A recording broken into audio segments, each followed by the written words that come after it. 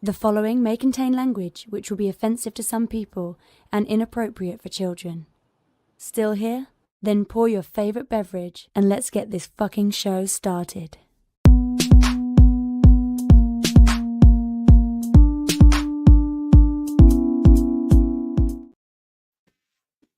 Fantastic forum. Assemble. Uh-oh. We're having technical difficulties. Hold on. I thought it was just me. Y'all need to be able to see my stunning face. Hold on. There we go. Bam. Fantastic forum. At least Assemble. their lips. You are watching Fantastic Forum, the premier show about comic books, and your weekly conversation about entertainment and geek culture. We are the Fantastic Forum, coming to you live and direct from the Hall of F. Hope you're having a wonderful morning, afternoon, evening, or night, as the case may be, depending on where you are in the world. And if you're not, you should stick with us. We'll help you take it up a notch. You have the usual suspects in the building. First, oh, wait, here we go. First, he's our riddle inside of an enigma, trapped in Chinese finger cuffs. You don't know him. You love him anyway. He's our silent assassin, Jay. Indeed. Next, he's our intrepid senior reporter. He's next in line for the cowl. He is our resident Dark Knight detective. It's Oz. All my stuff is messed up. I was shooting some video earlier, and now all my I don't like the framing of my camera. This microphone's kind of weird, and yeah, I haven't slept in 2 days, so it's the video is 20 minutes of me just rambling, so that should be fun. Nice. All right, business as usual. Here we go. Next, he's the backbone, the pillar, the strength of Fantastic Forum, our nigh invulnerable brawler and resident strongman, Moses Magnum. Hi. What? That's for myself. My name's Lawrence Young. They call me Mary Young. Welcome to Fantastic Forum. We got a great show for you today because we are going to be talking to you all about a number of things. We're going to be talking to you all about the comic book Purr Evil. We're going to be talking to you all about the comic book World Tree. We are going to be talking to you all about the series on Max, Scavengers Reign, and whatever else you all want to talk about. And we'll be doing that in just a moment. But before we do, we want to make sure that we thank Mr. Scott Rubin, because without him, the show would not exist. So thank you, Scott Rubin. And we also want to make sure that we talk to you all or tell you all how it is you can get down with the show. So, yeah, let's have our intern make it happen. Oh, wait, can we do that? Call Fantastic Forum on Skype and join the fun. Too shy to call in? That's okay. You can join the Discord chat room available at fantasticforum.live. Join the party. You know you want to. Thank you, intern. Yeah, but for real, join the party. Mess around, and if you hear something that we're talking about that you want to jump into the conversation, do that. Or if you have something else that you want us to talk about, feel free to jump into the show at a particular moment, and we will put you on. Whether that be you calling in and being the fifth member of Fantastic Forum, at fantasticforum.live. You can call in there, hit the call in button, or you can jump into chat either through YouTube or through or through Twitch. I was gonna say, or just jump on LinkedIn, right? But I don't think we're on LinkedIn, right? Is that the only social media we're not on? Yeah, that's the only one. Yeah, that I think it is. That and what? Yeah, that's it. Yeah, just that one. Yeah, Trying to think. Yeah, no. I don't think we have a LinkedIn. That's where the people will go to steal our identity. They'll be like, fantastic. Well, that's why the intern is still our intern, because she's in LinkedIn trying to get jobs. Well, who's this Fantastic Forum? I don't know. Right. She There it tagged is. us in their resume, but they can't connect. Right. Right. So anyway, fellas, I missed you all last week. It's good to be here with all of you. Did you watch the show? I did not get to watch the show. I did not get to hear all the shenanigans. I know that y'all probably talk bad he about me. didn't. Because he knew we were going to talk about Grim Cuddy and he doesn't want to see it. That's the whole reason he was gone last week. Well, here's the thing, and this is why Okay. I'm kind of bringing this up, because I was like, I didn't get to talk, I didn't get to see the show or anything, so I don't know what y'all opinions were, but we do need to talk about Grim Cuddy, because I did watch it, and Ooh. I'm just like He didn't watch it when we asked him on the business line. I hadn't watched it yet. I didn't get that chance to. Hey. Oh, It's like the cafeteria all over again. I was like, are y'all bushwhacking? Is that what's happening? Hey, that's not funny. One of them just died. Yeah. R.I.P. Did they really? Yeah, one of them this year. Yeah, was it a month ago? Yeah, I think. Yeah, about a month, maybe a month and a half. R.I.P. That sucks. That sucks. I actually like Ill of the Dead. I love the bushwhackers. Yeah, they were awesome. Yeah, no, dude. It's just like when you talk about a fun group, like a fun tag team to watch. You know what I'm saying? Like there's not. It's hard to come up with a set of two dudes that were more fun to watch than the Bushwhackers. Like, and don't get me wrong, I'm not saying they were the best tag team. I'm not saying that. Yeah. But I think that's if you talk about fun. Right. Right. What? I mean, they were entertaining as hell. And when you talk about the athleticism, they're still good athletes. Yeah. Yeah. Oh, absolutely. No, I remember one Royal Rumble where dude's like doing his walk to the ring, gets in the ring, they grab him by the head, throw him out, and he's still doing his walk all the way back to the back. Like, you never break stride. The only ones I like better than that, Dudley Boys, and that's because it reminds me of me and Larry. Devon, get the table. Which one of us is Spike? Definitely Jay. That's actually really funny. Oh, good. I'm glad you remember Spike because most people don't. Yeah, no, that's the OG Dudleys, but the WWE Dudleys was just two of them. They did 3D, but it didn't mean nothing. Yeah, man. So, when do we get to hear your thoughts on Grim Cuddy? Look, this is what I'm trying to talk about. Like, why? Someone help me here. Why does this thing exist? Like, why does this movie exist? Because you believe in it. It was manifested. Because you believe in it.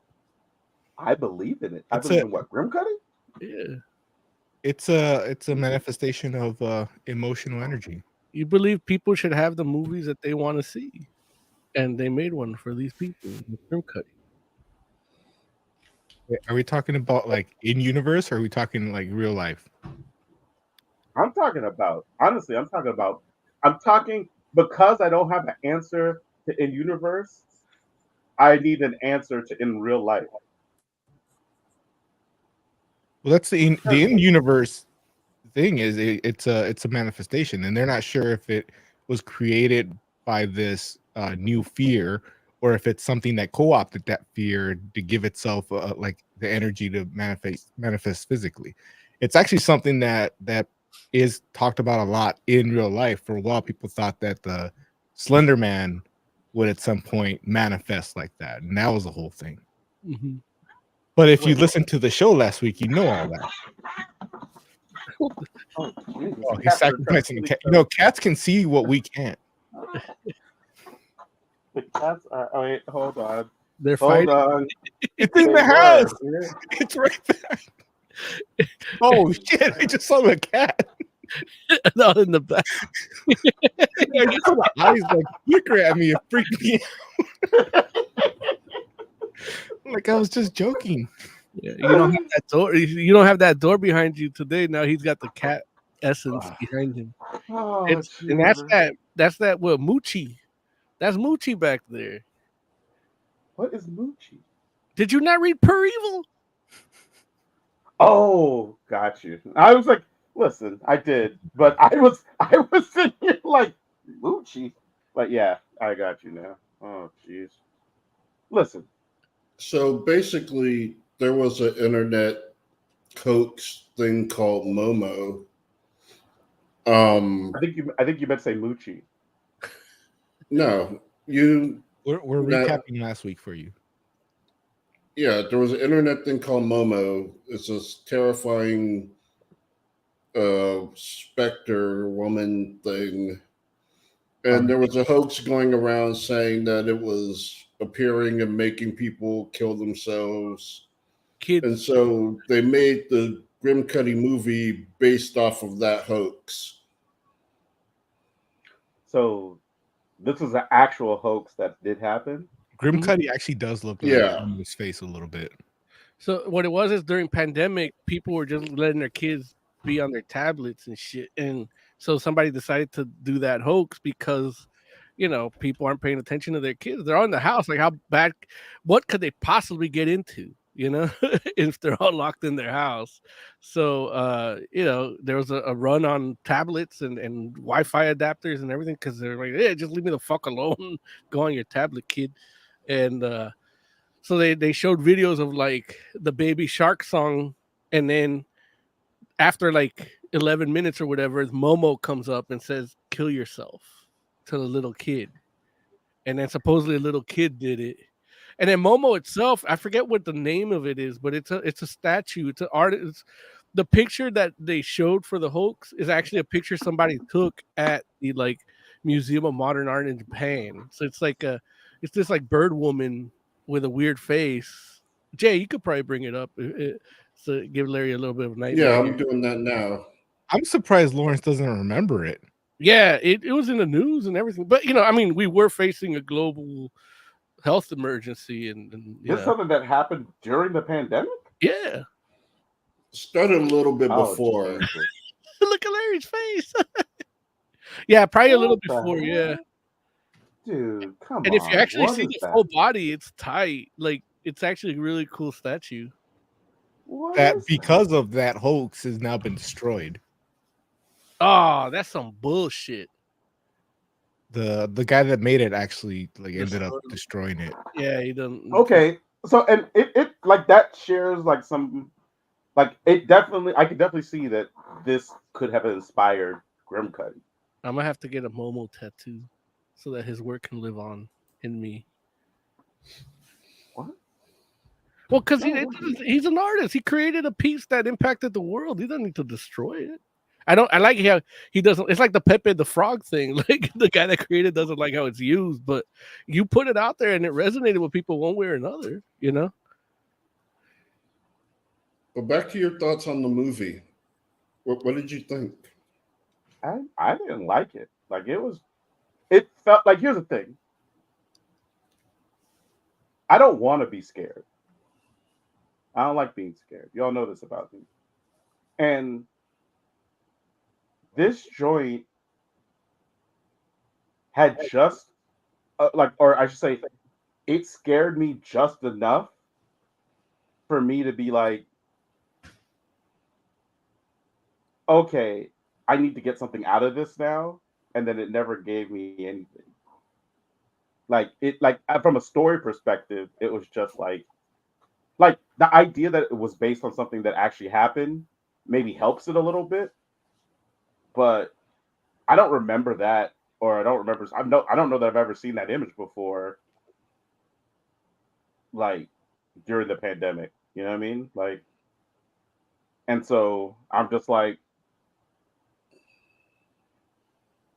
yeah, I don't know, like because the story wasn't great to me, and it's like I'm not saying I need everything spelled out as far as explanations, but what I am saying is if you're not going to give me any explanations, then I feel like you have to give me like a compelling story in some form or fashion.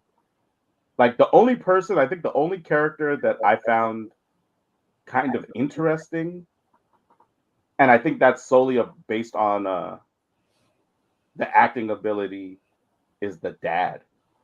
Like I felt like that dude was like compelling. Like I liked watching him on screen, but as far as like the movie itself, I was just like, yeah, I was like, and I don't like. Here's the thing, it's like I don't know if disappointed is the right word because I don't honestly I don't want it to be like You don't want to be this like right. I don't want it to be this terrifying thing, but at the same time, I'm almost like there's a part of me that's like I rather it like I almost rather feel that way than feel like my time's being wasted. You know what I mean? yeah. And I don't know. I like it's not like it had I thought like some compelling like it felt like it was gonna go somewhere to me. Like I honestly thought it was. And then I maybe about halfway through I kind of realized like, okay, like maybe this isn't gonna go somewhere. I don't know Maybe if this it's is it.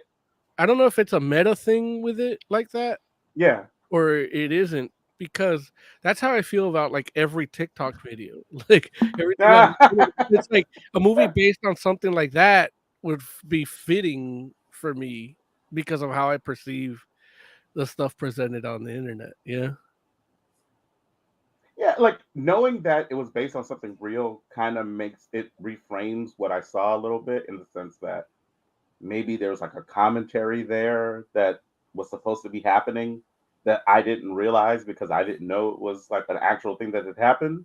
But I feel to a degree that's like a problem with the movie. Like I don't need to know a thing is real to know that it's commentary, right? Like and that's the thing I guess where it's like I understood that to a degree. Like, it felt like the movie was trying to say something in regards to, kids and screen time and all that kind of stuff. But then at the same time, And the Grim Cody it party. doesn't, huh? The Grim Cody party. Yeah, right. But it doesn't really, at the end of the day, it doesn't feel like it actually says anything. It just has people acting out. And I'm just like, I don't know. Like it could have been something. Like I feel like somebody else could have taken that same concept and like honestly, they probably could have taken the same cast because it's not like the cast was bad. Like I don't feel like there was anybody I watched that I was like, oh man, they're a terrible actor. Mm-hmm. I just feel like nobody really had a lot to sink their teeth into, and the only person that was able to make the blandness feel like anything worthwhile was the dad. Like he took the nothing they gave him and was able to make it a little something something out of it, as opposed to like say, like when I'm watching the daughter and her like talk to all these folks or whatever, I'm like, nah, I mean, like she's not really saying nothing, and it doesn't like there's nothing for her to work with. It feels like maybe the other person I can mention that I was like, oh, she seems kind of interesting too was the chick that not her friend, but the other one that commented on her video. I was like, like that she's kind of interesting. Um, but she only has like a handful of scenes, so that could just be again more just like maybe she wasn't on long enough to be like, oh, come on now, like what are you talking about? Like, just like. But and then did they even say whether she ended up living or dying? Like she was like, did they just leave that up in the air? I think she lived, but I could Wait, be. I feel like the last thing they said was like, oh, she's like on the edge. Yeah, she You know? ended up living. who, the blonde girl? Yeah, No, Yeah. she's dead. she did. Doesn't matter. The little black girl, the friend, mentioned that she died or killed herself. Killed herself. No, but she doesn't like that's the thing. Like I thought she said she tried to kill herself and was Yeah, but like in the hospital, after she's in the hospital, the Grim right, comes back and gets her. right. But I thought it didn't like finish her. I thought they were saying that she was like on the edge or something, but Yeah, maybe not. they said on the edge, she might not make it. And then I remember there's like a scene in the montage at the end where they showed her alive, right? Oh, remember I don't her know about dead.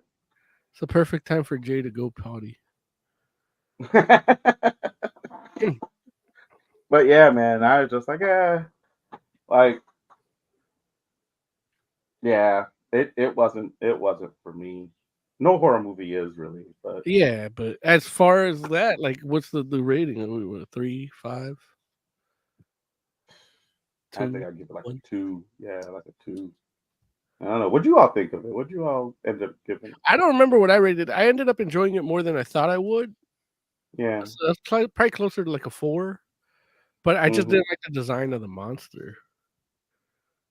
It definitely has like a weird kind of like Despicable it Me. almost it's I can see that like it's almost like Despicable Me crossed with like Studio Ghibli. You Yeah. know what I mean? Yeah, Like with the soul, the little mouth things, like yeah, yeah. It's a weird thing, and it's like I don't know. Like it's disturbing, which I guess that's what it's supposed to be. wait till you I don't know watch if I Cobweb. freaking cobweb. Have you seen it yet or no? Looked at it at all or no? No. The reason I bring it up is because the public have spoken. The last video we put with Larry watching a trailer was Exorcist Believer, and we got a comment that he should watch Cobweb, which I actually just saw that movie Friday. So I was like, Oh, you oh, saw the movie? yeah, I saw the movie, and I'm like, oh, yeah. I fell asleep during it, but like, oh, Larry's never going to sleep again. Why did you fall asleep during I it? was tired. And wait till you see. So with that in your head, when you see the trailer, have that in mind, like mommy, and it's like and I literally, I was like during that part, like in the movie, just because I mean, I I wake up at 4 to like Yeah. lift Do all weights, your stuff. and all Yeah. that. So, Mess with the but puppies, all that. yeah, all that. So, and then when you watch that other one, what's that called? Damn it. I had it right here in my notes. La, la, la, la, la, la, la, la, la, No, la. no, no, no. uh Hell House Origins LLC, the Carmichael Manor. Wait, what? I'm not watching that. Yeah, you're watching the trailer. They actually sent us the trailer. It comes out in 6 days. They want you to Oh watch no. it, and they gave us a code so that you, the audience, could watch it too. For 15 days free of Shudder. So No, Jesus. yeah, they're like, we like what Larry's doing with this horror. It's like, yeah. Listen, I'm gonna mess around and Look. Hey, look, horror stuff ain't going out of business. Comic stores are. So maybe that's our niche. Yeah. man. Listen, Imagine if we horror. Oh, go ahead. Fantastic Forum, the Fright Fest show. I'll see. Look, Jay already knows about it. He's like, Hell House LLC is a pretty good trilogy. Yeah. I guess this is a third one on it. Or a fourth one. Where Yeah. did Joe go? Joe commented in chat. Yeah. Like I was like, man, I was like, that Joe guy, man, he's on point with that. Like, no. Yeah, Jay Random. Jay Random. That's I wish he was hilarious. here to confirm that the blonde girl dies. Yeah, Jay. Did the Yeah. blonde girl die?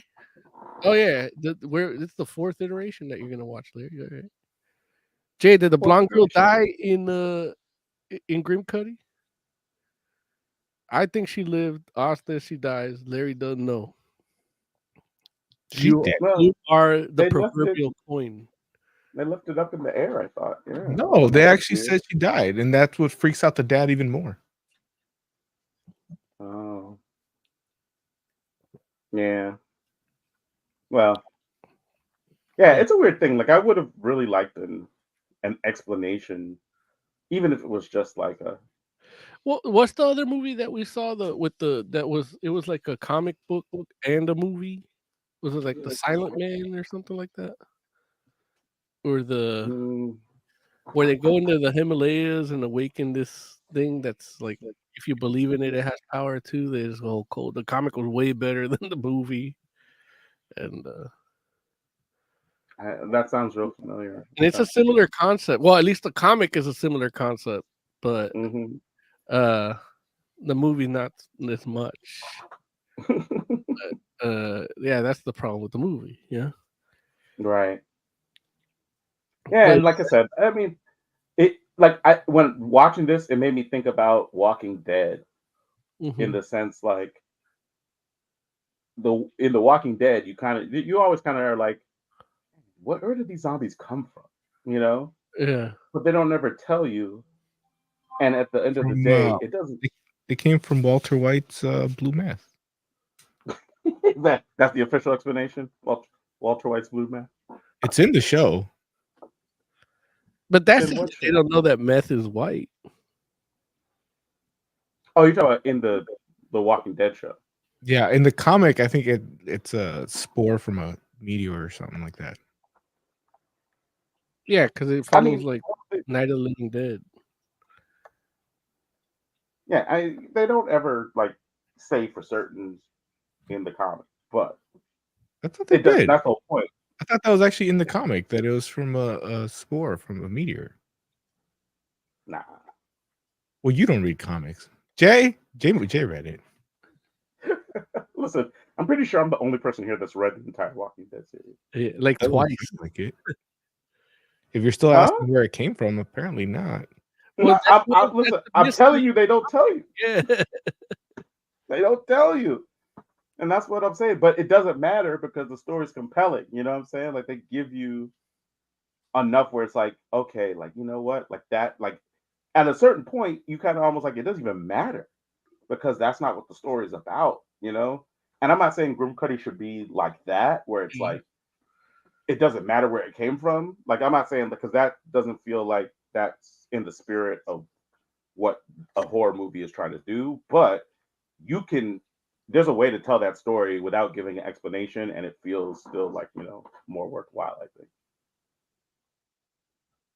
So, overall though, the movie, like the way that it was executed, like it was still like good quality for you at all, or no? Aside from the writing, because the issues I don't feel like it was bad quality, honestly. And you know, it's like, don't get me wrong, it's like it's not like the highest of budgets, obviously, but yeah, I think it works. It does well with what it's streaming age. Yeah, right.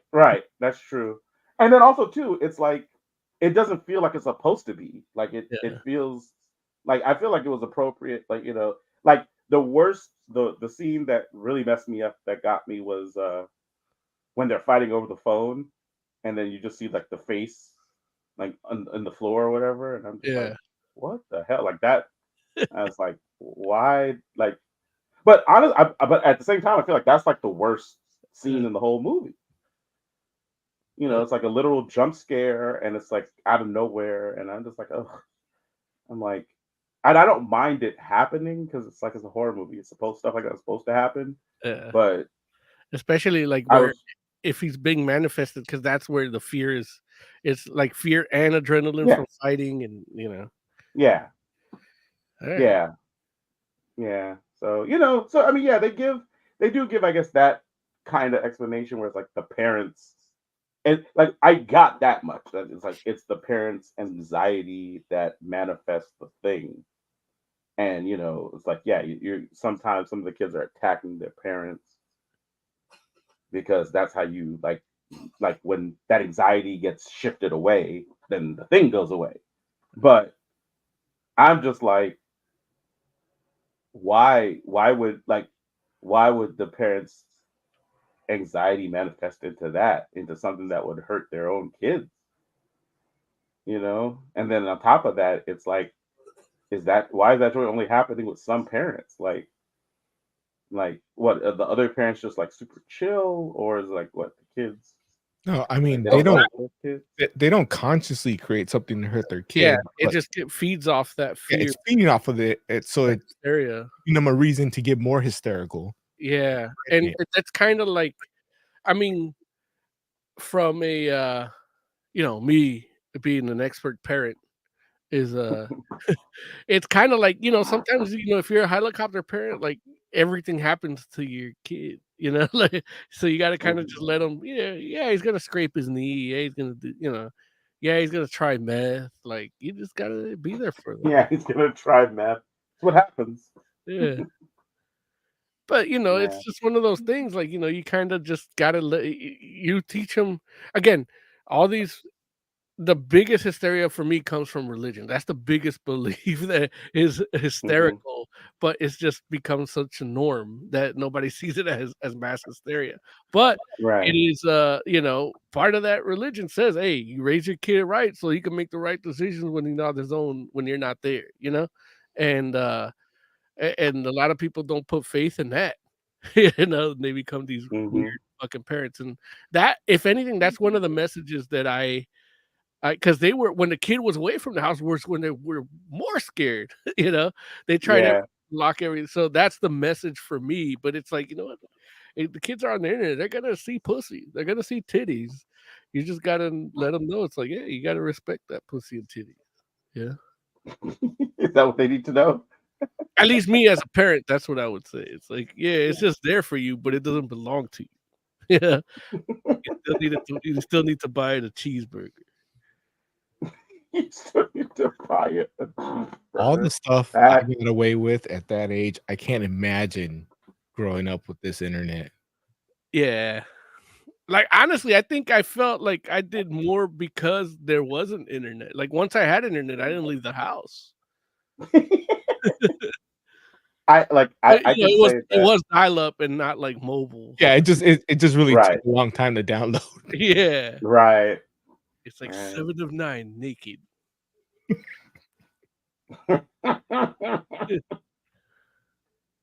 Yeah, I don't know. I mean, honestly, it's wild to think about, because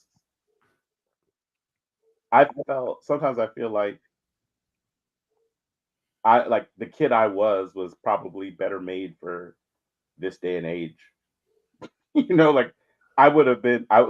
It's so much easier to find your tribe now, right?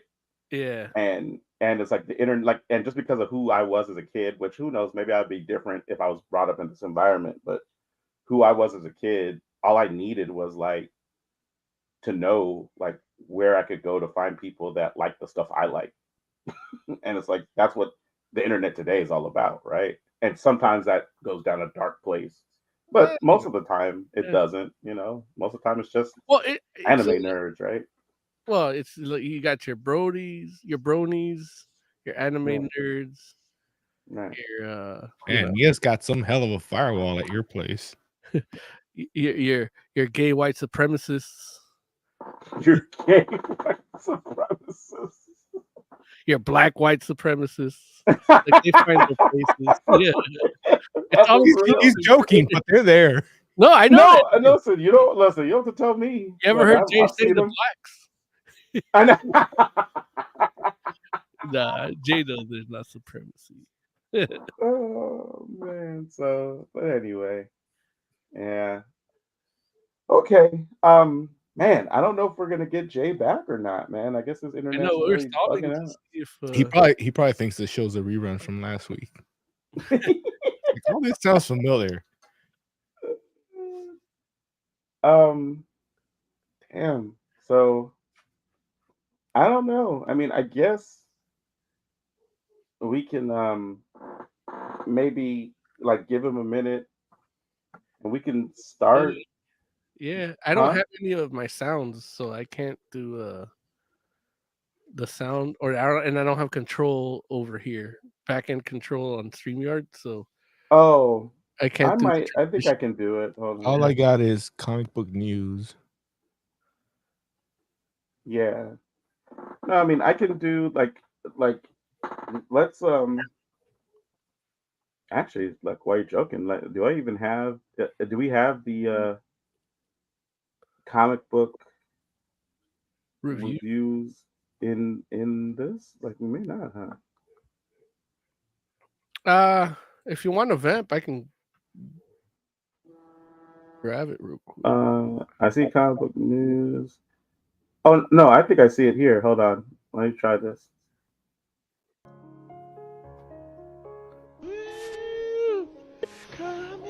Review. Like Review. well, not like that, but like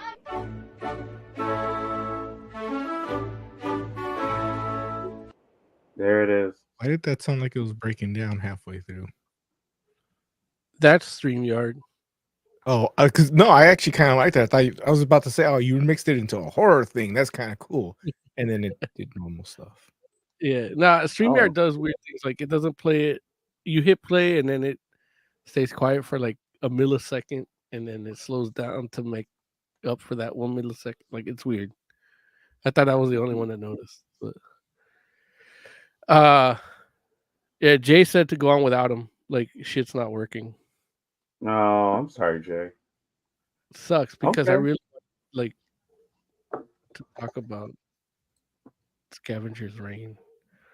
Yeah, no, I agree. And like, I mean, I don't know if Jay's gonna be like if you happen to be listening, Jay, but yeah, it's probably unlikely. But if you happen to be Or through his phone or something, hopefully. But right, yeah, I was gonna say, yeah, if you're in chat, Jay, chime in. You know what I'm saying? Like, but yeah, let's I used to have an adapter. I gotta find that again because he could call me on my phone and we could talk to him through my soundboard, and you guys could hear him too on my cell phone. gotcha. Okay, he says he's gonna try and listen right here on YouTube. Okay, good. All right, what are we doing first? Yeah. World Tree, Purr Evil. Yeah, you know what? Let's do World Tree, man, because that's kind of Yeah. similar to Grim Cuddy. Yeah, let's do that. Dang, Yeah, even so his phone he says his phone is even messing up. oh, jeez. Jay's got a techno poltergeist. He needs a cyber limpia, man. Like, the shit where you run the eggs through the body, take out all the something. So he messed with some girl and she's cursing him. That's what's happening. Is that what's happening? Yeah, that's some Yeah. voodoo shit. That sounds like Jay. Always doing the ladies dirty. Yeah. Even when he's not trying to. It's the only way he can do. Like this, just how I roll. He says it's a techno geist. Man, that's my next novel. I'm stealing that title, Jay. The techno guy. Entangled guys. Yeah. Oh my god. It's gonna be better than Grim Cuddy. I believe that. So yeah, Mo, talk to us about World Tree, man. What is it? And so World Tree Yeah. is the story of this I guess these techno dudes that were like Silicon Valley dudes that were like doing some weird shit on the internet, created the undernet, and then it creates this force that hurts people. But it also requires a level of belief. And it's coming back. Like somebody got through that firewall or something and it's come back like 20 years later. So they did it in the past. They're like, oh shit. And then now I only read issue 1, unfortunately, but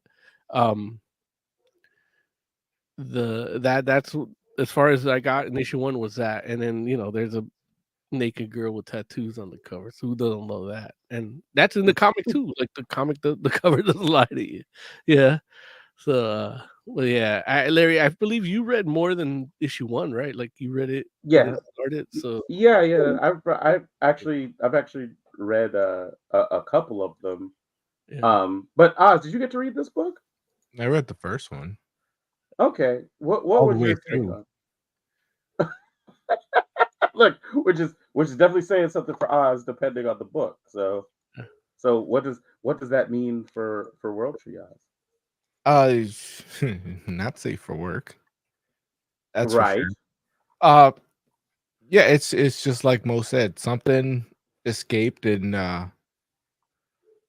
like it opens with a guy like just going around mass murdering people and putting it on the internet, and then that kind of like tips off the guys that created it or found it or however it came to be, they get tipped off, and so now they're gonna go handle it because they took care of it the first time. Mhm. And it's interesting. It's not a book I want to keep reading, but it's an interesting story. You know, it seems original. I'd like to know what Tattoo Chick is. You know, because And they don't so, tell you if she's obviously she's somehow affected by World Tree, but like part of me wonders if she's been taken over, like she you know downloaded it or did something like that. I don't know. There's a lot of mysteries there, and yeah, it's interesting. yeah. So, despite being like, hey, feels unique. It's interesting. A lot of there are a lot of mysteries there. What is it about it that makes you kind of feel like but I'm not like it's not for me to necessarily like read the next issue to find that out what's up.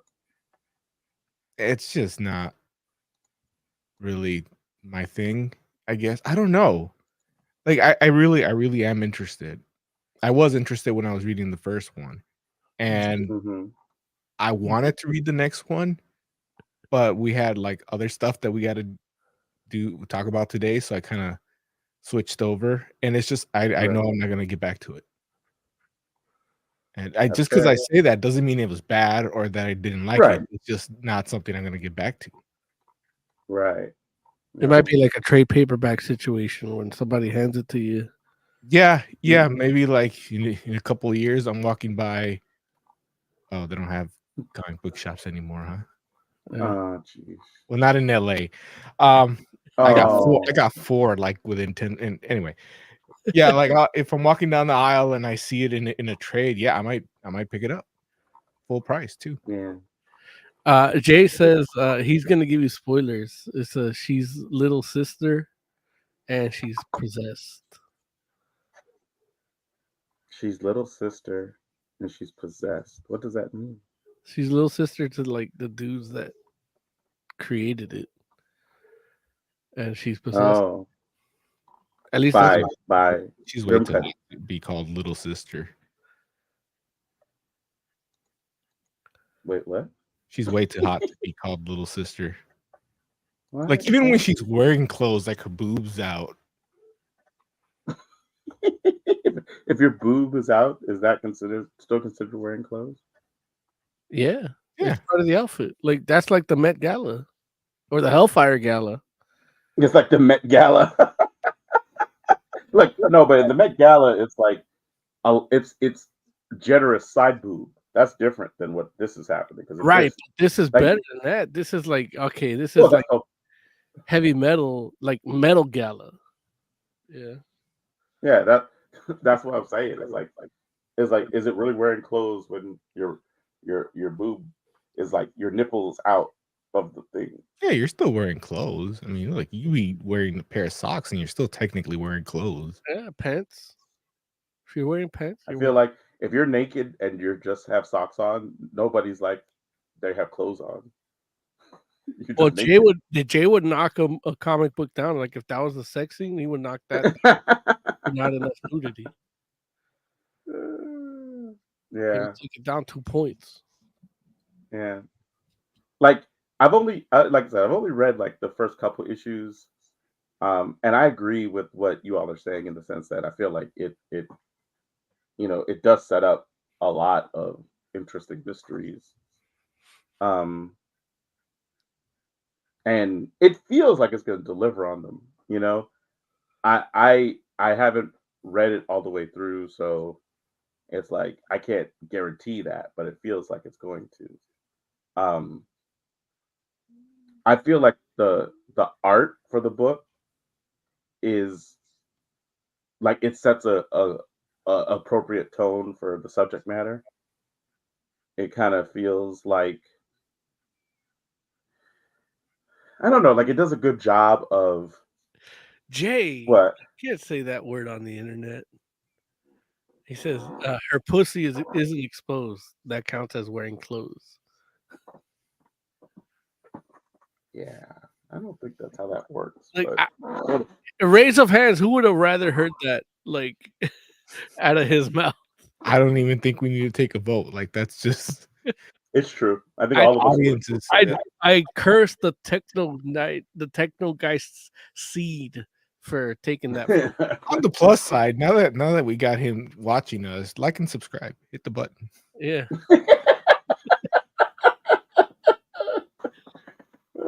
Also, did the blonde chick die in Grim Cuddy?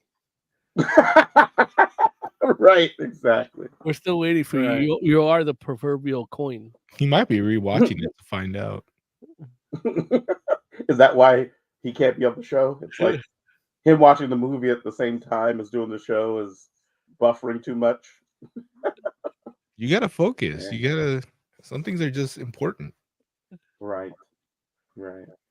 But no, I felt like the art did a good job of matching the tone of the story, and even for some reason, and don't I can't put my finger on what it is exactly that the art is doing, but it even feels like it has like there's almost like a technological filter over it. It almost feels like you're watching like each panel almost feels like it's like almost like on a closed circuit television or something. You know what I mean? Like Yeah. so it almost kind of has like it has a feeling like Voyeuristic. right, like Yeah. an AI type deal coming from it. And I don't know, I'm assuming that's intentional, Yeah. but but just like with the angles they choose and with again like the actual colors on the filter and whatnot, it almost feels like there is a voyeuristic like clinical or like a detached camera kind of thing going on with it. Like it's Yeah. all CCTV. Yeah. Like how it's gonna be your Five Nights at Freddy video that we'll post. If you like, subscribe to the bell. Oh jeez. Yeah. So so it's wild. It's interesting because it it doesn't, at least in those first couple issues, it sure doesn't like hold your hand or try to make sure that you know what's happening, but it has strong enough storytelling where it's like you're going to go along for this ride with us despite you not knowing exactly where we're going. Like, it's like and that's like it's a wild because it's almost like the opposite of holding your hand. It's like the person that's like looks over their shoulder and is like like just like, come on, what I'm saying? And you kind of feel like, nah, I should not follow this person, but and it's like almost you kind of feel compelled. You're like, I don't know, man. Like something like I know it's a bad idea, but I kind of just am feeling like I need to see where this is gonna go. So yeah. Even though I don't think that it's gonna be a bad idea. I think it's just the tone of the book where it's like like the characters you follow make you feel like that's like you're along for the journey in that way. Maybe that's the way to say it. Because yeah, the book itself I think is gonna probably end up good. Um I honestly want to say that I'll finish it sooner than later, but at the same time, But it's ongoing, I right? don't know. Like it's still like I mean you'll catch up sooner or later. Yeah, exactly. It's ongoing, yeah. Yeah. Like I know I have catch up. them. I have all of them up until now. I was trying to read them today, but I just Yeah, you run out of time. after episode 2 of Scavengers Reigned, I took a nap and like, I actually We'll slept get to through it. episode 3 and I was like in and out and I was like kind of getting some story pushes and I'm like, okay, you know what? I'll make sure to wake up at this time and rewatch it, and I started watching Simpsons again. But The Simpsons. oh yeah, that shit's amazing. I can't like I'm on season 10. No, 7. Oh, geez. Yeah. Oh, Jay says the blonde girl didn't die in Grim Cuddy, which is what I said. So yeah, the J is the coin that proves me right. And I can't imagine Five Nights at Freddy's being any degree of scary. Yeah, but Larry is Whatever, Jay. Jay, Larry. nobody Emily cares about. when I told Emily about like they sent us this trailer for Larry to watch. Mhm. She's like, she had the best line, and I wish she would come and do it on mic and on camera, but it was just so natural. And she's like, tell him to put on his big girl panties for that one. He's like, you can wet him, but it's like he's got to wear period panties at this point. Oh, You jeez, gotta watch two man. things at once. Listen, nobody cares about Jay's like hyper desensitized opinion. Like, Jay's like, if it if I I don't get if I don't get splashed with blood while I'm actually watching it, it's not scary. And I'm like, I Jay, actually like, I like Jay's hyper desensitized take on horror and gore. I don't like it on nudity. Like I think he's seen too much nudity that yeah, he might need help. Where I see too much nudity. That's hilarious. I only say that because he's not here and he's not looking at me while I say that. Otherwise, I'd be Like he'd give you that angry lip quiver. yeah. Like, all right, motherfucker. But right, he'd be like, "How dare you? Too much nudity." Yeah. Like no such thing as far as James concerned. No such thing. So, but yeah, man. So One thing I do like the reviewing issue 1 is I am a fan of James Tynions or mhm. Tynions the fourth writing.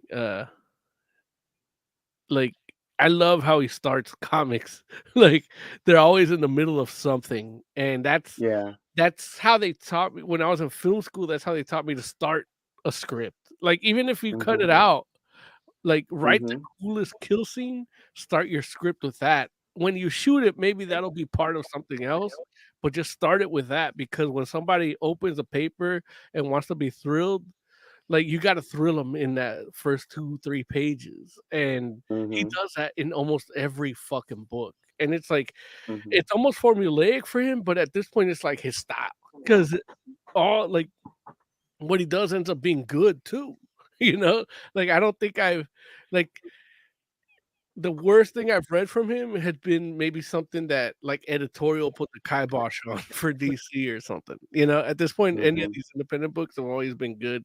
They open good, and I love the openings in his comics. Like, if anything, like he has the most like if he was a musical artist, like the first track on his CD is always amazing. Like right when you pop it in, Mhm. turn the volume up, needle drops. Bam, like, and that's how his Mhm. comics feel. And I'll read any number 1 from him because of it.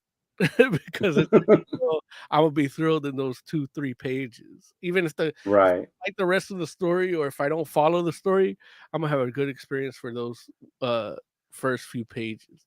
And Right. World Tree doesn't disappoint with that at all. Like, with a weird title like that, I'm like, yeah. But definitely I was like his style of writing, and then the way they Mhm. do the art now, like he sees it with the panels, it's like it's a really good issue number 1. Like, Mhm. for me, I was like, I like this. Yeah. I like this. Yeah. Can you talk a little bit more, Mo, about your thoughts in regards to the connection between World Tree and Grim Cuddy? Well, yeah, it's the fact that because people fear it or react to it, it gives it more validation or power. Like in Grim Cuddy, it was more power. Like the entity fed off of it. Here, it's more Mhm. like the influence. It's more like an algorithm thing that'll push it forward. And it's two different things: digital and mental. And to me, Mhm. because I'm a harsh critic of faith, it's like everybody loves the power of positive thinking, but they don't think about the power of negative thinking. And that's one of the things I love about Grimcutty, because it's just faith, but it's like which of your faith is stronger. Like if your faith in by the laws of the metaphysics in that movie, if you were a hardcore Christian, and that's part of the commentary too, like that part with people were mad ethnic with no no religion, no crosses, no nothing in their house. You know what I mean? Like it's like their negative faith is stronger than their positive faith. You know, and with WorldTree, you kind of have that too, but without that dichotomy as much as what I saw for me, at least, for what I saw in Grimcutty. This one doesn't have it as much. And I always tell people, because it's like the people that are the most, and not just you, Larry. I know I'm like, people are like, oh, you're just saying people because Larry is Christian, Larry believes in God. Nah, but it's everybody. Like the most, I had a abusive fucking babysitter, and she was a physically in person, real life monster. For me, she was afraid of skulls and snakes and shit because she thought the devil, it was like monsters and shit. So what did I do? Get even? I tormented her with fucking fake ass snakes. And I drew skulls on my body, and I just showed her like, skull on my hand, like, like get the fuck. And she had a phobia of these things because she's a fucking moron that believed in God and feared the devil shit. So I gravitated to the devil. Like I was more as a little 4-year-old kid, it made me more comfortable with monsters than it did with Christ, and so, and that's the thing. It's like the most fearful people that give more power to things that shouldn't have power have been people of faith. And that's that's like with this WorldTree like that too. It's like it's just the fucking internet. Just turn off the power. If there's a solar flare, the WorldTree wouldn't work, right?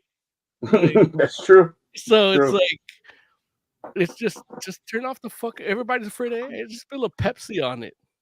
Spill a Pepsi on it. Yeah, not a Coke, a Pepsi. Yeah, no. You drink the Coke, you spill the Pepsi. Right. Yeah. Fuck Pepsi. Yeah. So, except for clear Pepsi, but but that shit was amazing. Yeah. But yeah, no. So that's where like I love this concept. Like with that other movie I kept bringing up that I think it's called The Silent Man, and then WorldTree, the way that the Slender Man is like these connections of things. It's all the new faith, the things that people are afraid of, and even like when you think about how we dealt with COVID, a lot of it, the stress of getting sick would lower your immune system to a degree where you get sick too. So it's like that's a more scientific way to look at faith. Like they tell people with cancer issues, like you got to think positive. So they have to stop everything they do in normal life because normal life isn't conducive to positive thinking. That so can be true. Everything is stress. So it's I love these concepts for that reason, and that's why when we talked about Grimcutty, I'm like, yeah, man, and our WorldTree like is similar. Like I would have liked to review them together, but you weren't there. But you're here now. So we couldn't have reviewed them together last week because we didn't read WorldTree last week. Right. But today you talked about WorldTree and we talked and you talked about Grimcutty, so exactly did it together. So kinda. Indeed. That was my power of positive thinking. It's interesting. I was just having a conversation like that with my wife because we were watching Loki, and she asked me like, seriously, so do you think because of the popularity of the character now that Loki is actually going to come back because now there's more people believing in him, and if he does he come back Norse Loki, or does he seem more like British new? Dr. Like how does the belief affect the manifestation? Dr. Hookie. Dr. Hookie. Because Yeah, she thinks Thor's still out there because there's still a lot of people that believe in him and put their Eh, faith but in him. yeah, but well, like yeah, like there's you know I mean, that's the beauty- it's not like Christianity or Islam. It's right. not like huge like that, but it's Oh, still No, there. oh, she's talking about in real life with Loki. right. Yeah, yeah. Because that's Oh, the whole gotcha. thing with those gods. Like they don't exist because Yeah.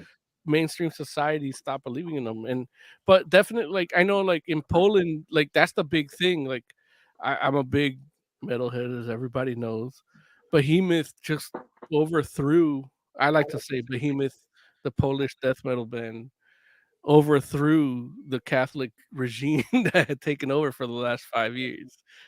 So with the band's influence and the band's activism, that Catholic government or that political party that was mainly religious was voted out through a democratic process. So and he says he's like, I don't believe in Christ, I believe in Odin.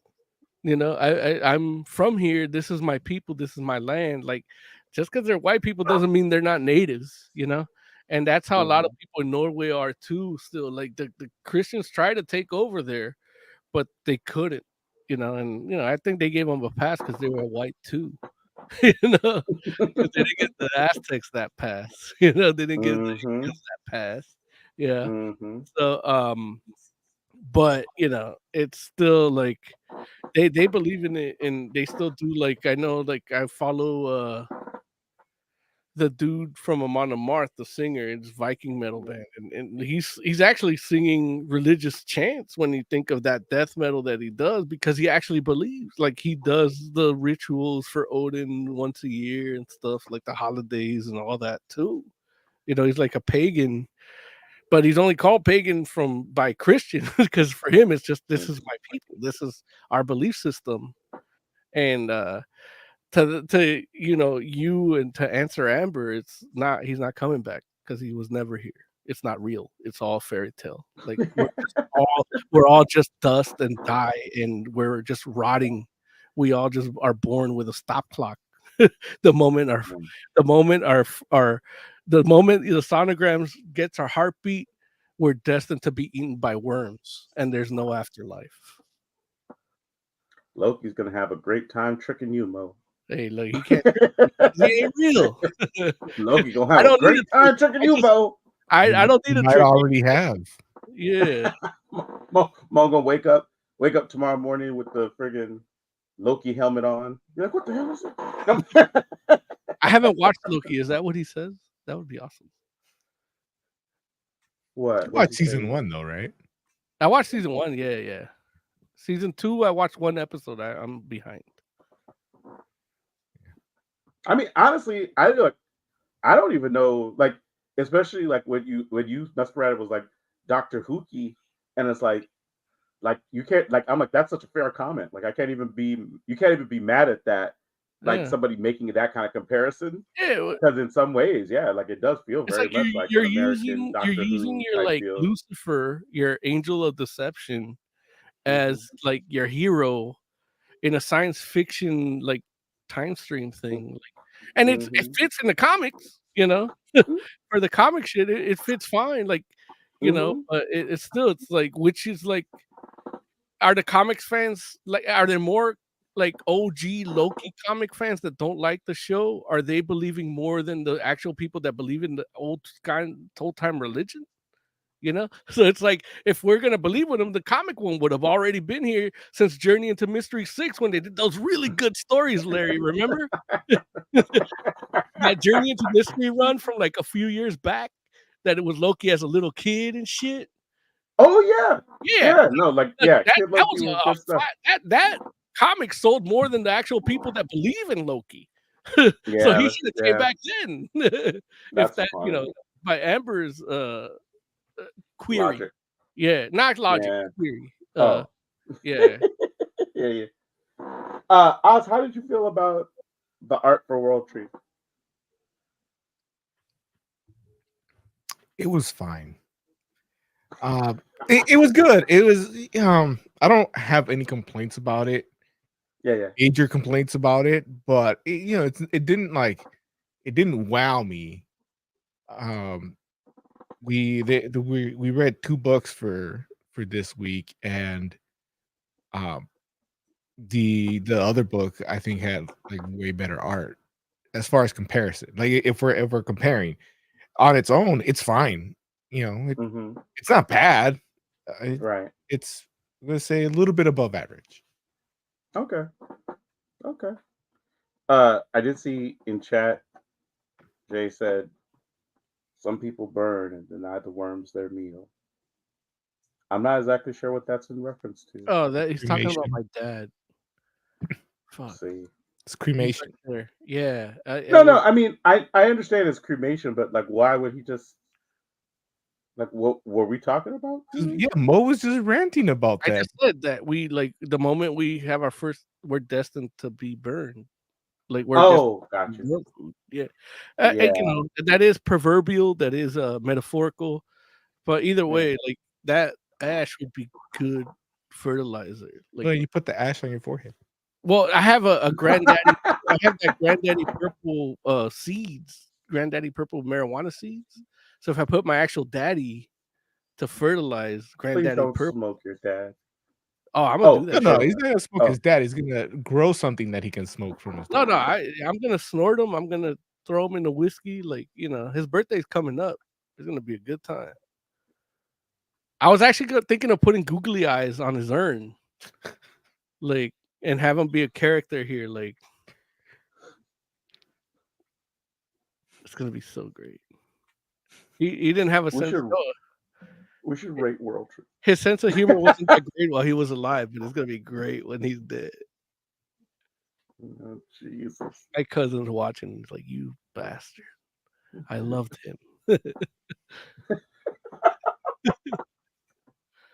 My cousin. Oscorp. Now. Your cousin what? My cousin watches the show now. Oh, hello, Mo's cousin. I'm sorry. You know why you apologizing for? You didn't do shit. Oh, that's for Fantastic Four. Yeah, nah, like, there's F's in the title for a reason. Because we give none. I'm gonna go with 4. Like I said, it's interesting. I like the concept. It's well written. It's well drawn, and yeah, just because I said I'm not gonna read the rest of them doesn't mean you shouldn't, especially if you're into that kind of thing. Mm-hmm. If I get you the trade paperback, you'll read it though, right? Probably. All right. But I mean, is that gonna come out? They're like, what, issue 8? Yeah, the 1 through 5 is already out, like, as a trade paperback. Okay, I might look it up. Oh, all of a sudden. Jay says I give World Tree 4 out of 5. So that's 2 4 out of 5s for so far. Half the forum, 4 out of 5. Moses Magnum, what would you rate World Tree? For me, for World Tree number 1 in particular is a 5. Straight up. It's a really good first issue. Right amount of length, readability, art design, and writing and flow. Like, it's an easier read than it needs to be, because it does have a lot of dialogue and a lot of voices. So sometimes those tend to, and this one just goes really, really well. That earns a point. Yeah. There it is.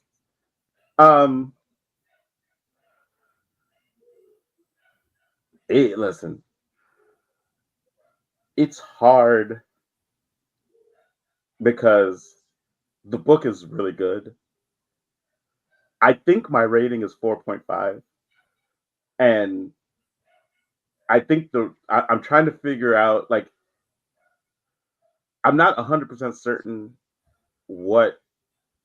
how the book could be better, but it kind of makes me feel like, but there's something about it that makes me feel like there's something it could be doing a little better, but I don't know what that is. And it's like, it bugs me that I can't put my finger on it. I don't know if it's like a colors thing, because the colors aren't bad, but Like, yeah, I'm honestly not sure what it is, but I like the book a lot. It's just one of those things where it's like it's not quite a 5 for me, and I'm not Jay, sure why. Jay asked if more nudity would make it a 5 out of 5. It's the amount of nudity that makes it a 4.5 for me. I'm like, the fact that this young lady has her overalls on and no shirt under it, and that nipple just peeks out is what really bothers me. 4.5 out of 5. No, just that nipple's just looking at me, and I'm like, hey, put that nipple away. No, I honestly, I don't. Yeah, I couldn't tell you because, I mean, the characters are really interesting to me, and the scenarios cool. It's like I like the art generally. It might be the colors, but I can't like I feel like that's very nitpicky, and that's not usually me. So I don't know. There's something. But if they stick out, then that means that there's something that just doesn't hit with you from a critical perspective. Like, Yeah, it doesn't mean that it's bad. It just doesn't hit with you, or yeah, it might not hit with other people, and they don't even know it yet. Yeah. yeah, maybe. So, but Okay, it's so still high praise. Like I would recommend the book, but yeah, so I don't. Lawrence takes away points because of the colors. Got it. The color. Like, see, there it is. Okay, let's go to our next comic. Purr Evil. Um, Oz, can you explain Purr Evil? No, I don't think I can. I like real. I only read the first That's one. why I asked it like that. Like I'm 'Cause not. I was I'm just not like, exactly sure what I read. What's happening? It seems like I don't know. It opens with a lady massacring a bunch of people at what looks like was a party, and then I, like little demon cats come out of a dude's neck and blow up his face.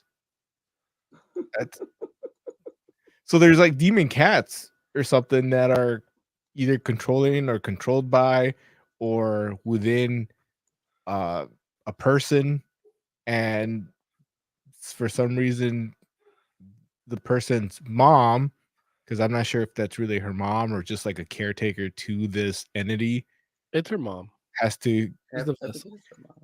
kill. That's the impression I got anyway. And the the entity, as I'm gonna call her, looks like just a regular ass teenage girl. Falls in love with a boy. I think they're in love. He's Oh yeah. also 16. They're 16, so like, it could just be hormones, but Yeah. and yeah, hilarity He's in ensues. love. He's the only boy she's seen. So Alive, Right? probably. Yeah, Yeah. other than that, I have no idea what's happening. Like, I know what the characters are like, aside from the mom and the daughter, which are at the center of whatever the killing is going on. Like, I know what the other characters are going through, and I know what the dad's going through, what he's doing. I know what the son's doing, and all that. That's my best explanation of this book. Gotcha. It's probably all explained in issue 2. It's probably what? It's probably all explained in issue 2. I just didn't. Oh, you only read one issue. Okay. But there's only 2, right? Right. There's only 2. Yeah, but two Yeah. ramps it up. Like it 2 explains a lot. Again, when we talk about like the way that I talk about James Tynion's first 3 pages, like that's Mirka and Dolfo's first issue. And then the rest of the comic for World Tree #1 would be issue 2. Like if James Tynion would have done Purr Evil, like 3 pages would have been issue 1, and then the rest of issue 1 would be issue 2. Mirka wrote it but didn't draw it, right? Right. Correct. Okay. That They- I think that's another issue with it too. Yeah, I don't want to knock definitely. her, but she is not an English speaker or writer. So she writes in Italian, thinks in Italian, speaks in Italian, and then they Yeah, translate it, and that makes this comic. yeah, If it's not her drawing it, you really yeah, feel that dialogue be yeah, translated. Like you feel that that's what she is thinking and saying when she did it in Italian is not what we're getting yeah, right now. You know, yeah. Well, I can tell you who to blame for that. image. I'm looking at it right now, and for localization, which means translation, it's Yeah, some guy named Steve Orlando. Oh, that guy's I supposed to. love that you just said some Yeah, guy. it's like this guy has some great ass fucking X-Men books. Like, Right, but did he Yeah, no, I mean, translate any of them? no, he wrote them Yeah, himself. but But see, I'm talking about him as a translator, not as a. yeah, no, totally. Like he's not Italian. Like just because he has just because he has yeah, a vowel in his last name doesn't mean he's Italian. So you needed like a Sal Governale or somebody, or you know, like somebody yeah, that really speaks Italian, like grew up speaking Italian, like yelling. His parents were yelling at him in Italian here, and then he spoke English. Like Sal Governale's dad hit him with bread in the head, like when he was fucking up at the pizzeria. Yeah.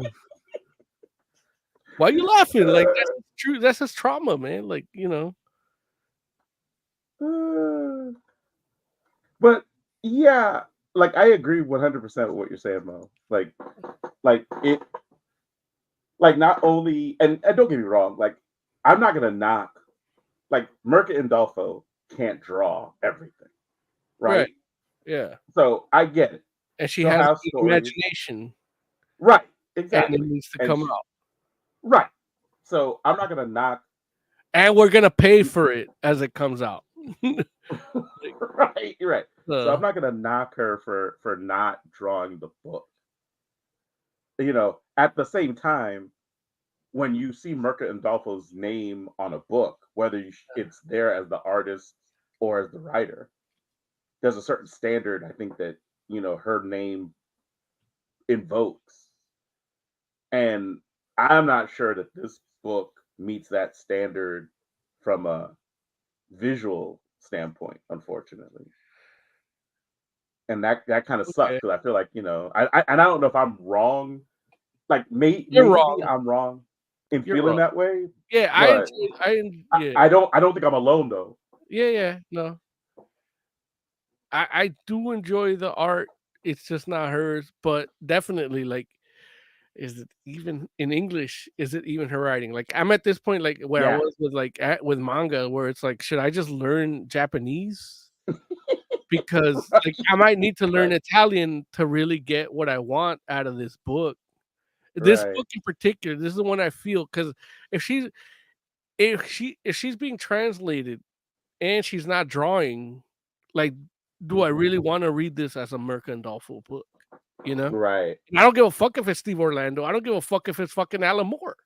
Like if he's not Hmm. doing it right, like if it's Right. sounding like the shit looks like mad literal, like it looks like the dialogue feels like it was translated on the wizard. And Larry, I'm dating myself when I say wizard, you know, because it had the Hmm. translation before Google Translate. There was Sharp's Wizard Translate, and that shit way like it's like an autistic guy, like man, like no conjunctions, no conjugation. Like the conjugation is not a conjugation. It sounds fun to say that because it has more than two syllables, but it is it's more like no contractions, you know what I mean? Like Hmm. it's like yeah, we're Americans, we speak in contractions, like we say, like we make up words like drizzy or shit like that for good stuff. It doesn't feel like these people are American, and I don't need them to feel Hmm. American. I just Right. need them to feel natural, whatever Right. country they are. Exactly. I didn't know they were in. When I found out they're in Seattle, it's like, oh yeah, they really do not speak natural here. Like it felt unnatural, but it's like, okay, well, if they're in Italy, like that's probably how they talk there, and it's an English version of Italian, and okay, like I'm happy to get her books here this fast. I'm still, I almost Monster Con was it Monster Palooza. I almost paid $50 a book for Shintaro Kago books. I don't even want to call them manga because they weren't manga. They were hardcover books. They're $55 a piece, and they were still in Japanese. Like they weren't translated. It's like, can somebody translate these so I can read them? Because I know his art. Shintaro Kago. I wish Jay was here because he would pull it up and he'd be like, "Man, I love this," and Right. like, he's probably gonna say that in chat, but but definitely it's one of those things where it's like there's shit I can't get translated here, and I'm still like willing to pay a bunch of money. For her book, for Mirka Andolfo's work, like to give it a shot, I'm willing to pay anything. Like I want to know, like I love her mind. I love her sensibilities of imagination in her characters and stories, even when they're not done well. Like maybe we talk about Sweet Paprika, like the art isn't what we wanted for that, or and I say we because as Fantastic Forum we stand together. But I know Oz was like, yeah, she drew this, and it's like, yeah, but I enjoy it. She wrote it and drew it, and it's like that's what we got. Like that's what we got. Her Lobo book too is like that. So I definitely like this one was the disappointment for that department. Like I don't feel I'm getting her words. I feel like I'm not getting her thoughts just because the translation is not good. No, I agree with you. Like it definitely feels off. Yeah. It definitely feels off, and none of the characters, like you mentioned, like I think your word was the perfect word, natural. Like none of the characters really feel natural. Yeah. Jay's in chat, and he did also mention, he said 3 came out today. But he also mentioned, he says Duolingo to the rescue. So you can learn Italian from Duolingo, Mo. What's Duolingo? It's an app that teaches you languages. Is Rosetta Stone not a thing anymore? I think they bought. It is. I think Duolingo bought them. Oh. But but is Duolingo the Saudi government own Duolingo? Let me look at this. I don't know if that's the case, Mo.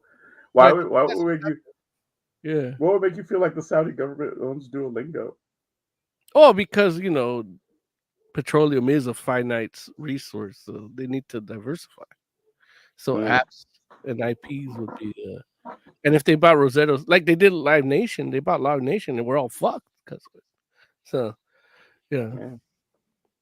Didn't they buy golf too? Yeah, they tried to, but anybody that isn't white doesn't give a fuck about golf. And it turns out there's more people around the world that aren't white. It's true. Yeah. Golf is big out here. Like the John Deere Classic is like right there. Yeah. I could walk to it. Yeah. The John Deere Classic. Yeah, man. I love how it's big and all the pros are fucking broke. They have to go play in Saudi Arabia. Just like that. Well, listen, they're not broke. They're greedy. That's what it is. It's not like top golfers have money. They're just like, there's like money. 3 of them. There's not like if a golf pro, like you're getting your PGA card, it costs more money to get your PGA card than to actually like what you earn in the end. Does it? Yeah, especially if you're like or a lady PGA. Sorry, I almost said lesbian. Yeah, same. See, no.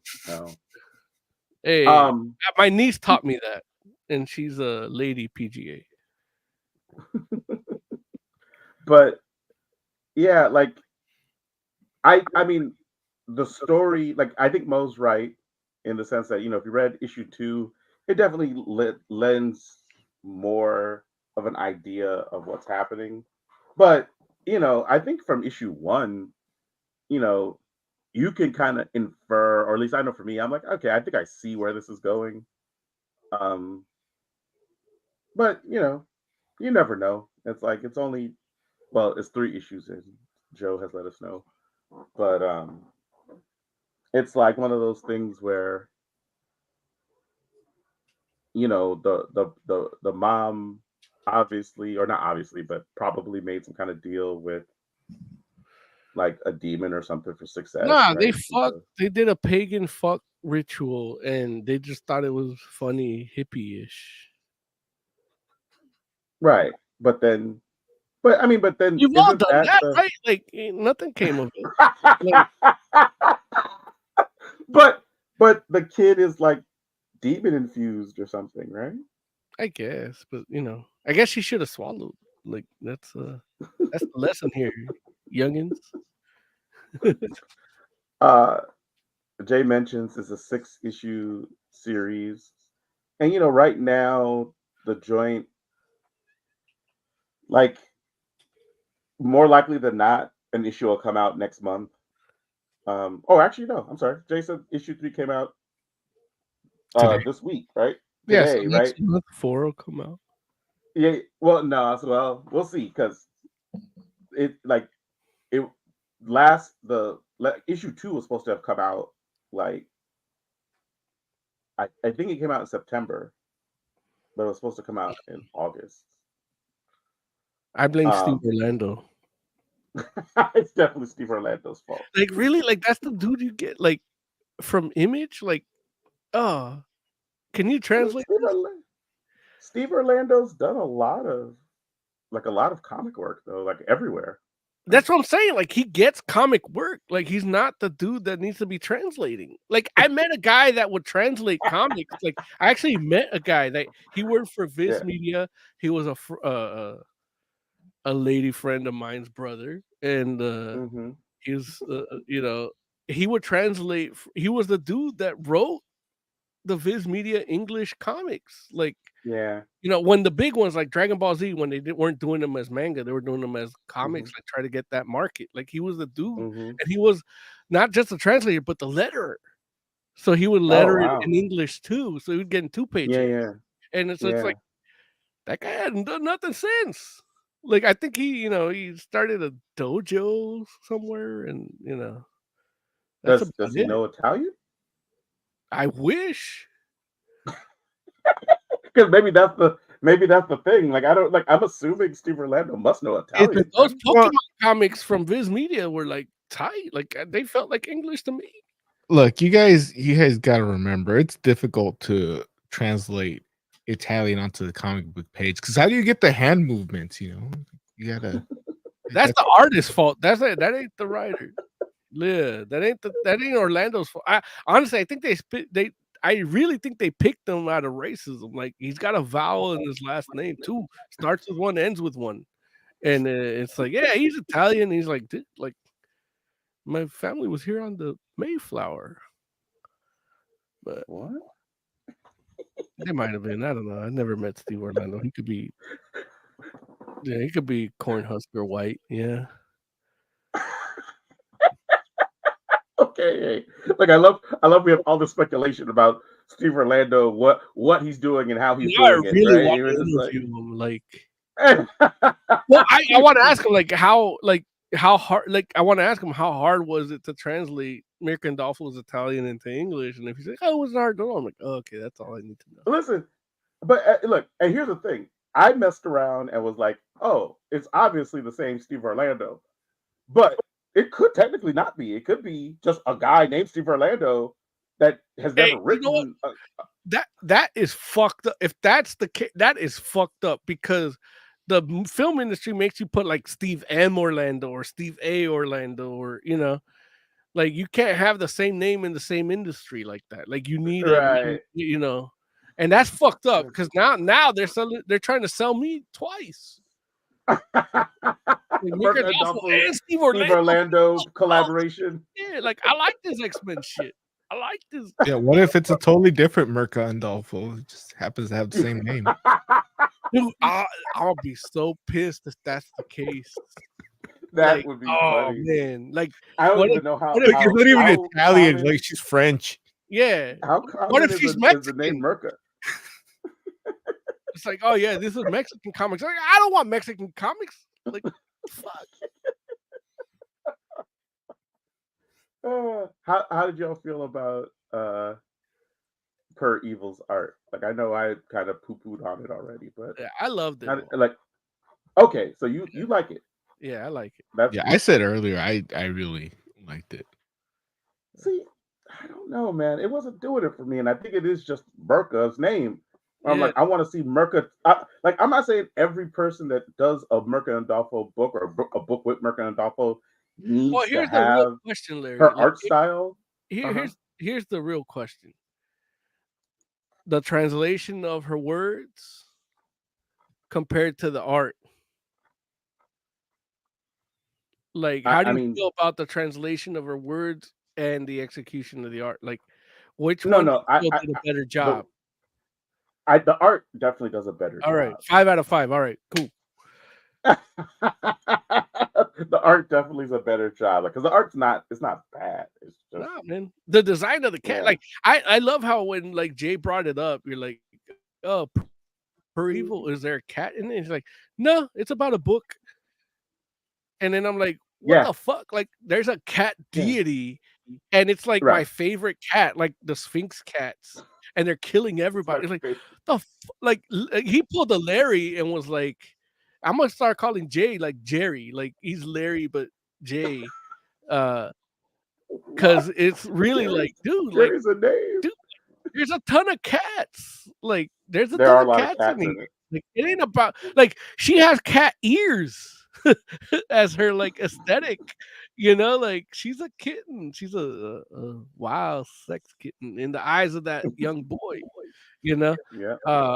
But it's Eyes like, of the more age appropriate young boy. yeah, the more age appropriate person in the book. But yeah, it's just like there's tons of cats in here, and I love all those cats. I want to hug all those cats. I want to have them all in my house with 6 eyes and all. No, Jay in chat says I never said there were no cats. I'm like, no, but you made it seem like it wasn't about cats, and it's literally about a cat deity. Like, and that's like, if I'm gonna be a man of faith, it's gonna be about a cat fucking deity. So you need to tell me there's a cat fucking deity in it. Jay says, I like the art in general. Some things I'm like, why not draw poses differently? There was a little of that Yeah. photoshopping, like layering and changing things, but again, if you want to make like it took, like you said, it took long to come out.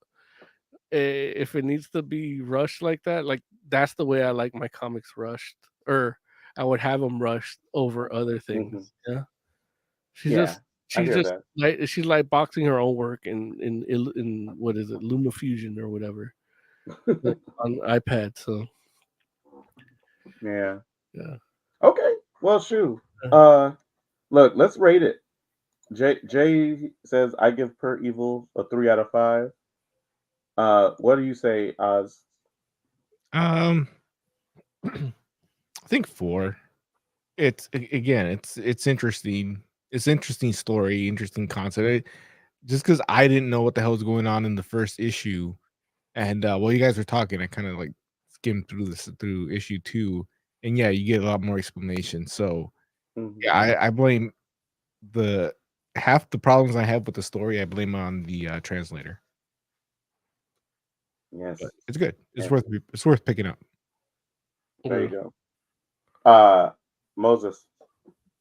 It's a 4 as well. The knockback was the translator. The art itself, even with the issues that we talked about, like I didn't think were bad. I love the design of the cat deity and the cats and them moving around and everything. The little girl's face when she's like, "We're here to love you." That's Larry, like Larry nightmare fodder right there. Like 100%. Yeah, and it's like that. The page where she just turned into that, like that panel. I know Larry was like, you know, like when he turned that page. So for me, that brings it up, but it does get knocked down. Like the issues I would have would be from the story, and they were like I'm on Duolingo now. It's like you know, I'm on Duolingo now. Emily always thought I was good at that Duolingo, but I This didn't know it was an app. Duolingus. I didn't know it was an app as well. Yeah. So, but I'm a master of that shit. I'll be a cunning linguist by the time issue 5 or 6 comes out, whatever it is. Yeah. And I'm gonna learn Italian because I'm gonna interview Mirka and Dolphin and be like, hey man, what the fuck? Like, hey man, what the fuck? Yeah. Look, that probably sounds really good in Italian though. Like, hey, che puttana. Yeah. So I'm gonna give it 3.5 for Per Evil. And that's strictly about me, my taste, my expectations. Like I give it 3.5 with an asterisk. Let's put it like that. Because the book is definitely, I think, recommendable. It's just one of those things where I know for me, like I was really hoping to like see something that was worthy of Mirka and the work that I'm used, or I guess the quality of work I'm used to seeing from her. Because honestly, like we've done another book of hers where she didn't draw it. Yeah, we've done a couple. Like every time we see her name, we review it because we love. Well, we love her, and like I can't even be shy about that. Like we love her work, we love Unnatural, and you know how she came onto the scene. Like we want her to succeed here, and we want to see right. But you know, and I think that what you said with her about her imagination is real. Where like and this is not an exception. Like the concepts here are high quality and interesting, and I want to know more, and I'm gonna read some more of this book. But I think that I'm a little less forgiving. I think about the way that the translations have, or seemingly the translations worked out, because the characters don't feel as natural as we're used to in her books, and it's crazy because we've read crazy outlandish concepts with characters like that are like literally like all types of deities and all types of like non-human things, and they feel more natural than these like regular people, which is weird. And then on top of that, for that writer of X-Men, the only people I know in comics, and then on top of that, like with that happening, and then the art not being like as dynamic as I would hope it would be, I have to do the 3.5. But again, like if this wasn't a Mirka Andolfo book, this would probably be a 4. So here's the thing. If Sal Governale would have translated it, it would have been a 4, maybe even a 5. There you go. Try to speak Italian. Okay. Let's see. Yeah, okay, cool. Let's go ahead and talk about Scavenger's Reign. I think we have the whatchamacallit in here, right? Hold on. There it is. Also, no, more about gel coat. When the fourth round would... Don't you call it?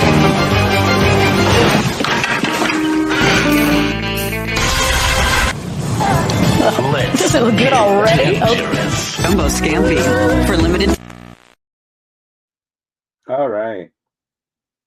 Scavenger's Reign is a new show on Max, formerly HBO Max, and it is about a space vessel that basically like has some sort of disaster, and there are a handful of survivors that are on an alien world, and they are trying to survive and get home. They're on they were on some sort of like job, some sort of mission. I can't remember what it was for, if they say it outright, but they basically, like I said, get stranded on this alien world, and they're trying to see if they might be able to figure out a way to get back to civilized space. And this world is it's harsh. There's a lot of aliens, a lot of weather effects. Well, the humans are or lot, all the humans what? the humans are the aliens. Okay, yeah, no, I feel that. I feel that. So or I guess a lot of Native. fauna on the planet. Yeah, fauna on the planet that they're having to deal with. Flora. And so it's the story. It's the story of this group trying to survive in that world and figure a way home. So, um, Moses, what did you think of Scavenger's Reign? You mentioned it earlier. Man, I love it. Like it's like Gilligan's Island without the professor and Marianne and the movie star and Mr. and Mrs. Howell. And he basically just got Gilligan and the skipper. And then You have Gilligan and the skipper, and that's it. That's funny. yeah, like they'd switch places, the Gilligan and the skipper. Like that's the two people that are together. I was sad and yeah, they keep trading places. Ursula. Yeah, Ursula. They keep trading places as Gilligan and the skipper. But I just try to like root it to something that I already like because it's already something I like. It's Mobius in fucking motion. So like I like shit. Like I could watch this shit on mute and like love it. It's 5 out. For me, it's easy. It's a 5 out of 5 just on mute. It had the dialogue at the beginning, the opening of the first episode. Had dialogue explaining everything, and then the rest was silent for like a good 2 minutes or so. And then I'm like, I'm good with all this being silent, because one of the dudes is isolated, lost in the forest. The other chick is lost with a robot. She talks to the robot. The robot decides when the robot talks. And I think there's like 2 AIs in the robot because she says 2 different names depending on what part of the robot she wants to talk to. I don't know if that was, but I really like this shit. Really, my real opinion is that this really like spoke to a part of me where it's like we as people, as organisms on Earth, are from the Earth.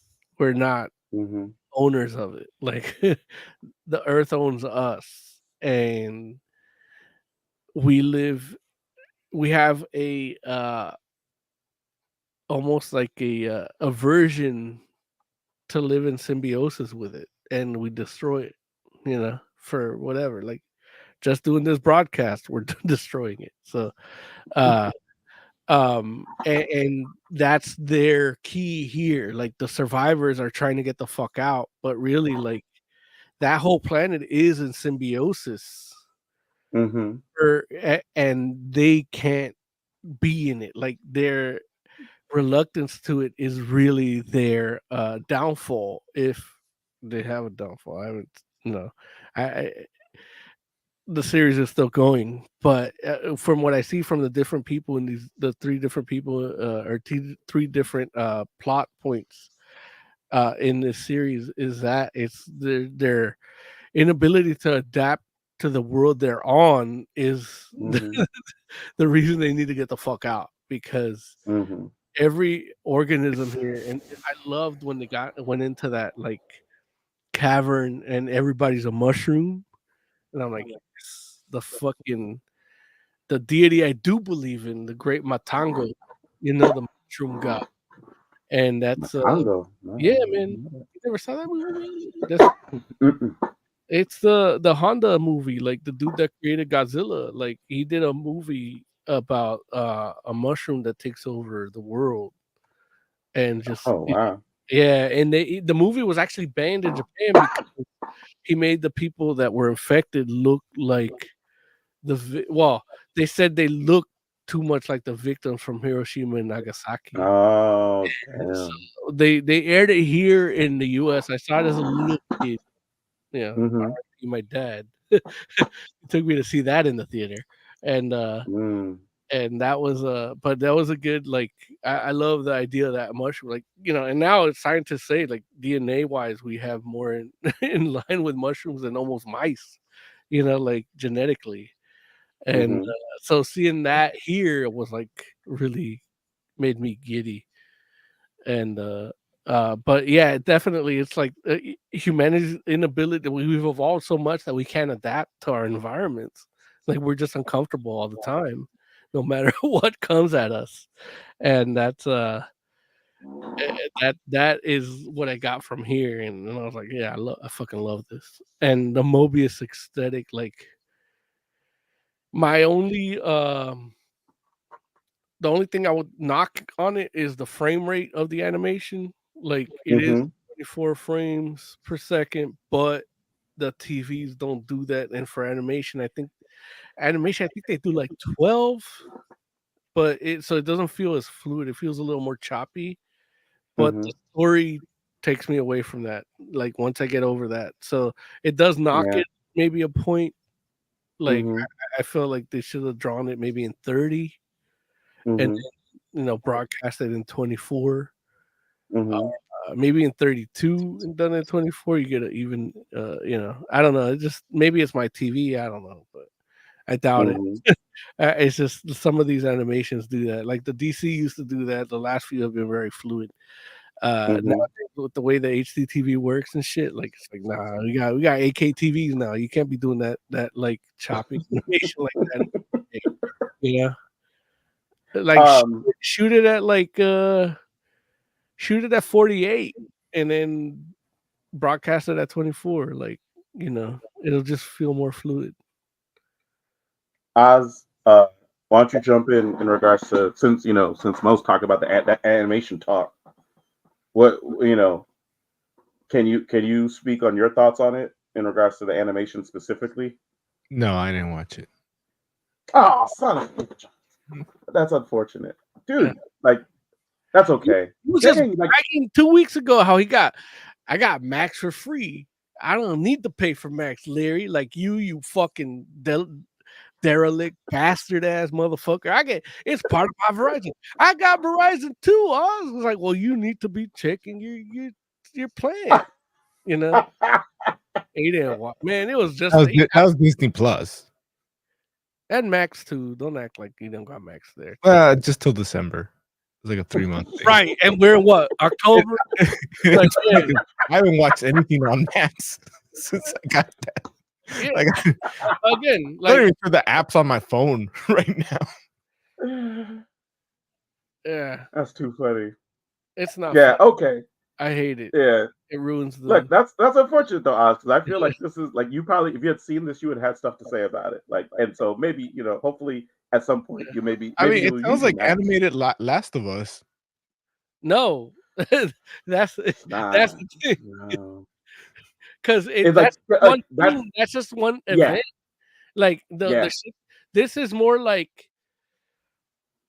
it's more like a Star Trek episode where they get stranded, but they can't beam out, and they had like lost all their technology.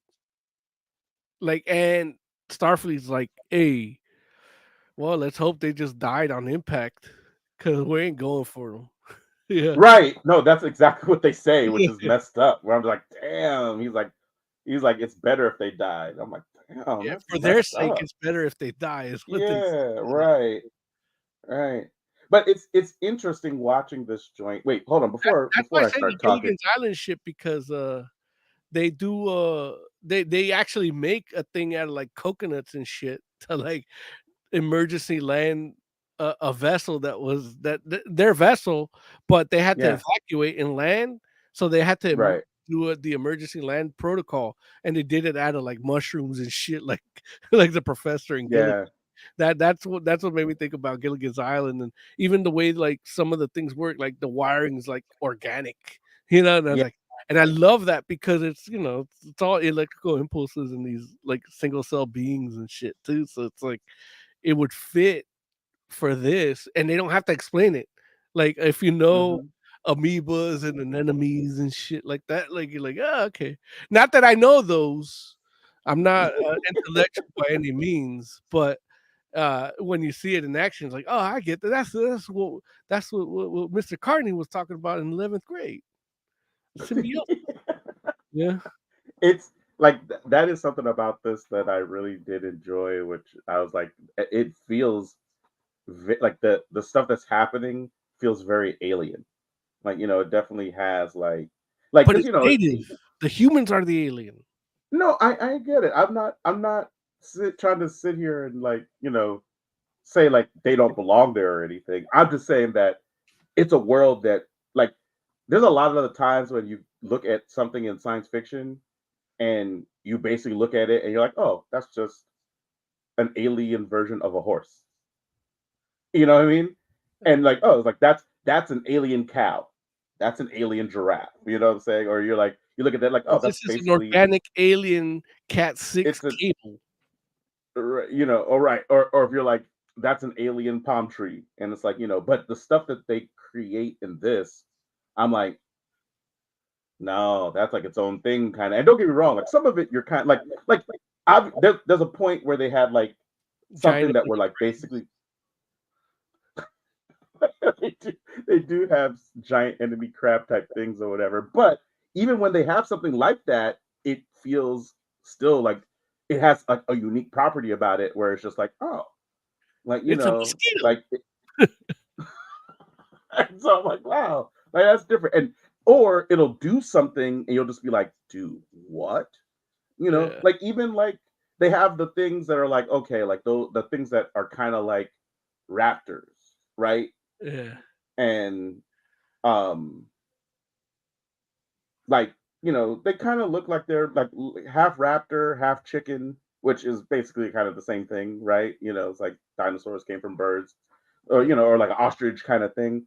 But then it has like the spiny things on its back that it like Right. The real carries things talent. off with.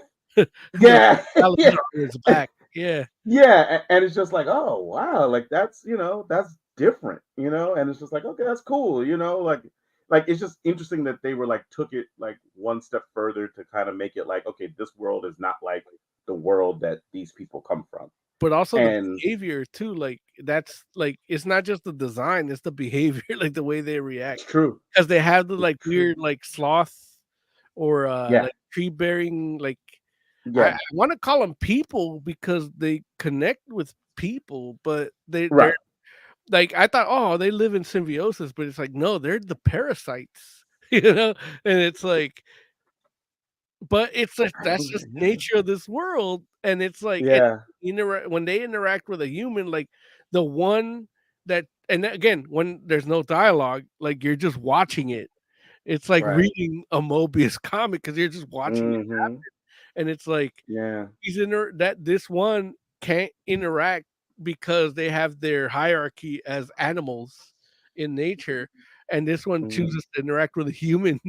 The reason he Yeah. chooses to interact with a human is different because Yeah. it's literally just because there's a human here now, and this one took territory from you know Yeah. it's a trip Yeah. like Yep.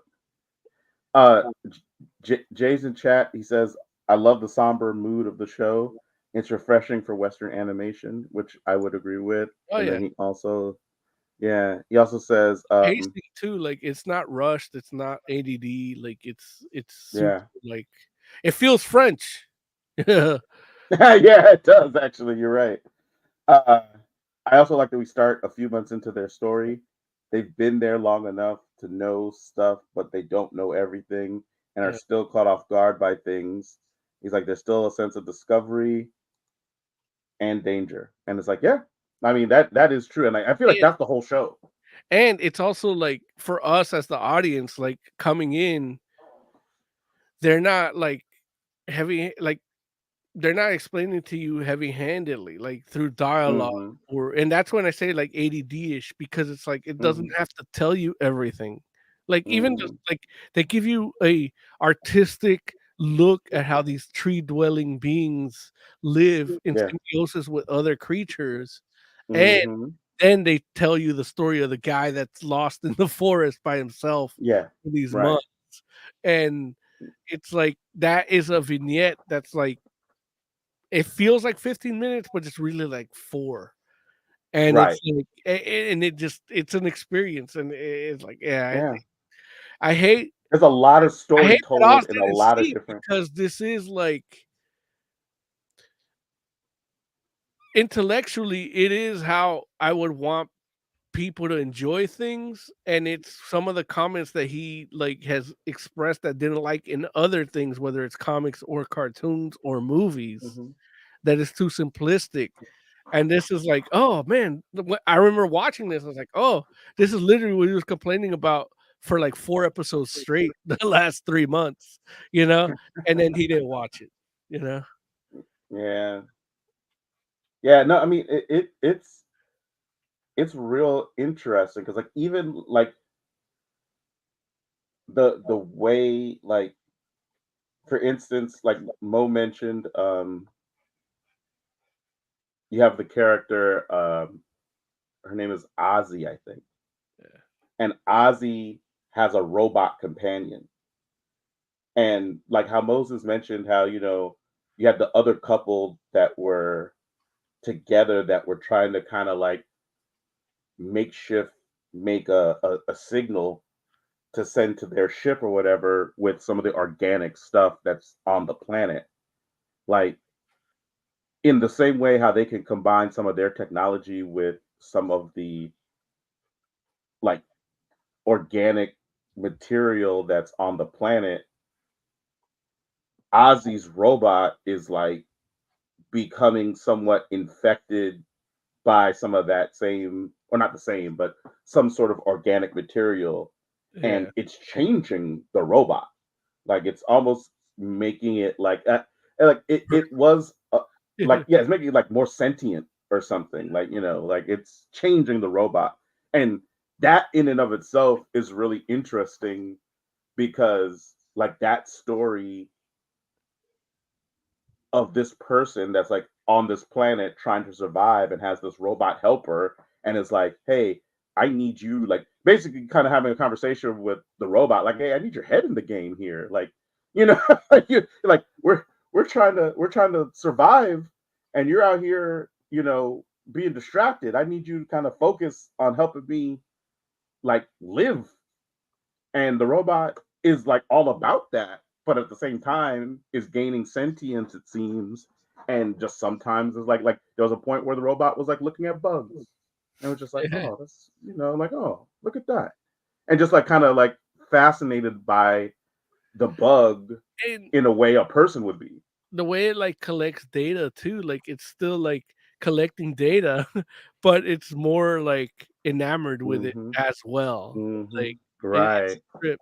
Like when they're trying to find the refuge in the middle of that big storm, Yeah. and it's not the robot's not responding, but when she needs to get in, the robot was there ready, and he's like, "Oh yeah, I've been hanging out here." Like, well, you're asleep. Since I don't need to sleep, I've just been Right. exploring, and it's Right. like, but every creature there already is comfortable with that robot being there because Hmm. Yeah. it's been spending time there. Yeah. And it's interesting too because it kind of goes to the point you were making where it's like the people are having a tough time like adapting Yeah, or like inserting themselves into yeah, this environment of this place, yeah. but that robot doesn't seem like it's having any problems. Like that No, robot is like he's like I just watch and the things kind of do what they do and I just mess around and like start doing what I do, and if like like it's almost like respectful of the flora and the fauna of the planet. yeah, I had a whole conversation. Well, Larry, you were there at the shop today. The dude that came after you that I talked Hmm. to, like, we're talking about how, like, and I got deep with it. Like, it's like I feel like our cerebral cortex evolving to give us imagination and everything is our weakness. Like, this is why we can't survive, and that's like this kind of speaks to that too, because it's like I'm like, this the why we have imagination is why we have faith and why we have religion and ideologies, because we can't understand that we're just part of the earth, that creates fear, and that creates a fear that isn't uh it's illogical, because it's not a tiger jumping at us, in the middle of the night. It's something beyond, and horror Yeah. is too, and it's like, and I to a degree I feel like I'm disconnected from that. I don't know, maybe I'm devolved, or I don't know what the fuck. But maybe I'm too stupid to go into where you guys are, for that. But I told him, it's like, that is our weakness. It's like, it's the reason why we feel pain when we give birth. Like, the women in our species feel pain. No other animal feels pain, like it's almost like the birth. That's the thing I said. Is like the birth is almost unnatural for us, that we have to like get epidural. We have to do, we need all these people, where it's like every other animal just goes into a hole, has it, feeds it, and then whatever doesn't make it doesn't make it. Yeah. Man. Yeah. Yeah. Yeah. And that's, I think, like, I that's one of the messages I get from this. I don't know if it's the message they're trying to give. I don't know if I'm too high, or I don't know what, but it's just like this resonated with me with that, because it's like literally like, no matter where humans go in the fucking galaxy, they don't fit in, because they're just not like, they want tech over nature, or they want convenience or dominance or control, and it's like, yeah, everything's bigger than you humans, Yeah. It's interesting because I've been playing Starfield lately, and I've been there's parts of the game where I'm kind of like you could totally, like, if you wanted, would just a little modification turn this into like a survival game. And where, because some of the planets do have harsher environments, and I mean, some are definitely milder and fine or whatever, but it's like, they're like, you land on planets sometimes, and like just the weather is enough to like kind of really mess you up, and like start giving you like frostbite, or friggin' contusions, or friggin' hypothermia, or whatever. You know what I'm saying? Like all types of stuff, if you don't have a high enough level spacesuit for it. You know what I'm saying? And um thinking about that from beforehand, and then watching this, I was like, oh, this is it right here. Like, these fools are like in the space survival game with, like, these random animals that just come and attack sometimes, and it's just like, yeah, man, it's like it's wild to see. Except, of course, like, again, like, which I think kind of goes back to the imagination comment I made earlier, where it's like, even in a game like Starfield, where there's a lot of things that are imaginative. Like, I feel like the alien life on it is not really particularly one of them. It's just like, oh, that's a hawk. Yeah. it's an alien hawk. Like, they took a hawk and a butterfly and combined it. It's just like, okay, well, hey, and it's not like it's terrible. It's just like, okay, you just see the inspiration. Obviously, I know, like, that whole scenario where where you had the two, Sam and Ursula, trying to get away from that storm, and they went into that like jellyfish kind of type thing to survive it. Which, yeah, that whole scenario, I was just like, oh, this is messed up. Yeah.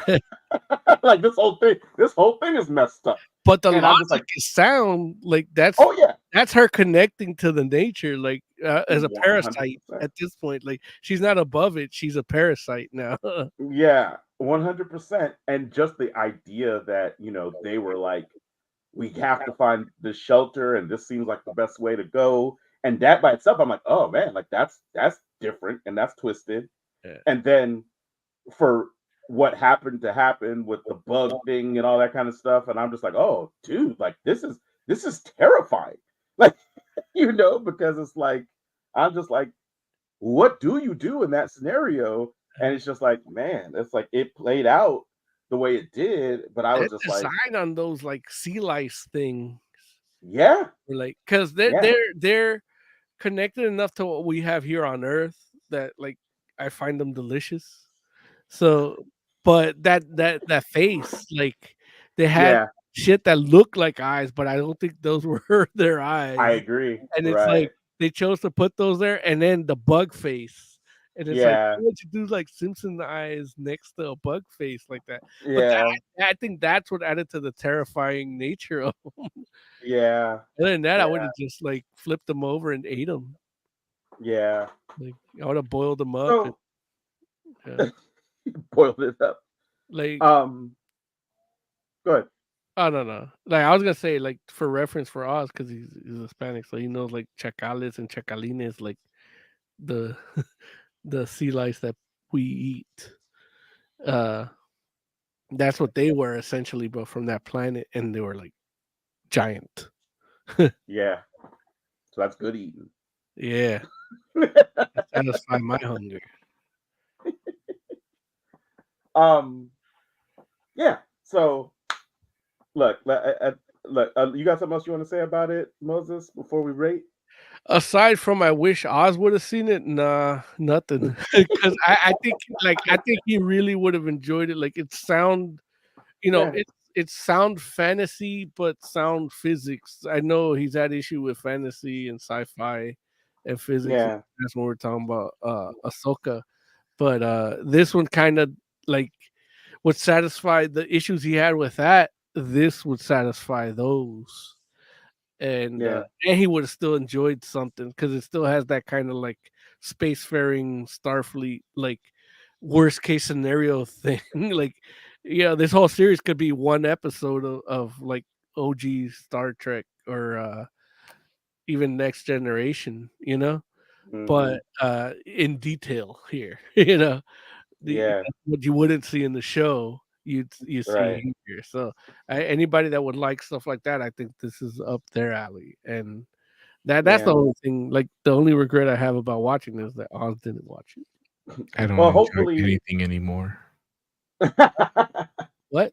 Well, hopefully, Oz, maybe by next week you'll get to check out an episode or two, and then maybe Jay will be on as well, and we can talk about it a little bit more, just to see, what you all get a take from the two of you, live on mic.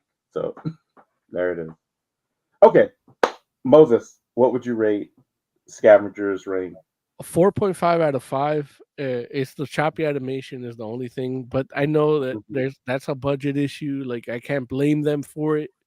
But, Yeah. up, I don't know. Like I know it's hard to get things to be at the right frame rate sometimes, and with these TVs now, like not everybody has the same TV too. So I don't know if my TV, Right. I have an old TV, so yeah, so I definitely don't know. Like it is the story takes all that away, so that's why it's only half a point off. That could be my experience. It might not be yours. If you got like an ATV and a Roku 8K or whatever you have to stream it on, Roku 8K. whatever it is. Like I know I have the 4K Apple, but I don't have a 4K TV, so it's like it could be that. I don't know. It doesn't seem like it. I think that's actually how they animated it, but it throws me off. But it won me back with all the story and concepts and everything that it had. There it is. Jay says, I give Scavengers Reign 5 out of 5. Each episode is more compelling than the last. There it is. Yeah, I gotta give it 5 out of 5 as well. Like I just really liked it. And I honestly I think part of it was just how completely unprepared I was for it. Just because you got it. Yeah, mosquitoes. Yeah, good. Yeah. I like because when because Jay suggested it, right? Yeah. I've never even heard of it. Like I was just like, I don't know what that is. Well, he talked about it last episode a little bit, but not like I think he'd only seen one episode, I think, or he Mhm. saw that it was coming out. So he's like, "Oh, this is coming out. We should probably check it out." Yeah. And I guess he watched it and he's like, "Can we talk about this?" So Yeah. yeah.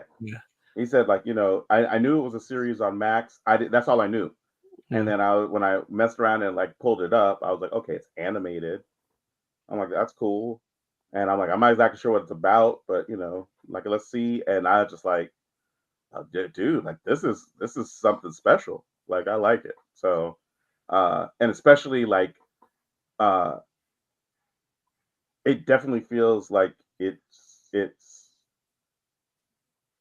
its own kind of it's kind of in its own lane, science fiction wise, which I appreciate, just because it feels like, as much like we've had a lot of good science fiction lately, but it can start feeling a little samey, and something, and then it becomes a thing where you're like, well, what's the execution like? You know what I'm saying? Like, who's executing at a particular level, and which is okay. Like, it's like like science fiction is a genre that thrives on tropes. It's almost like it's like messing around and knocking fantasy for like having wizards in it. You know what I'm saying? It's like, dude, For it's horror. fantasy. Like for a jump scare, like right. It's like there's just like kind of conventions for the genre, and but I feel like this is a bit unconventional, and I appreciate it for that. And so yeah, it's cool. Like, I can't wait to watch the next episode of it, honestly. So 5 out of 5 for me. All right. It's time for us to get out of here. Yeah, man, not bad. 211, 3 topics.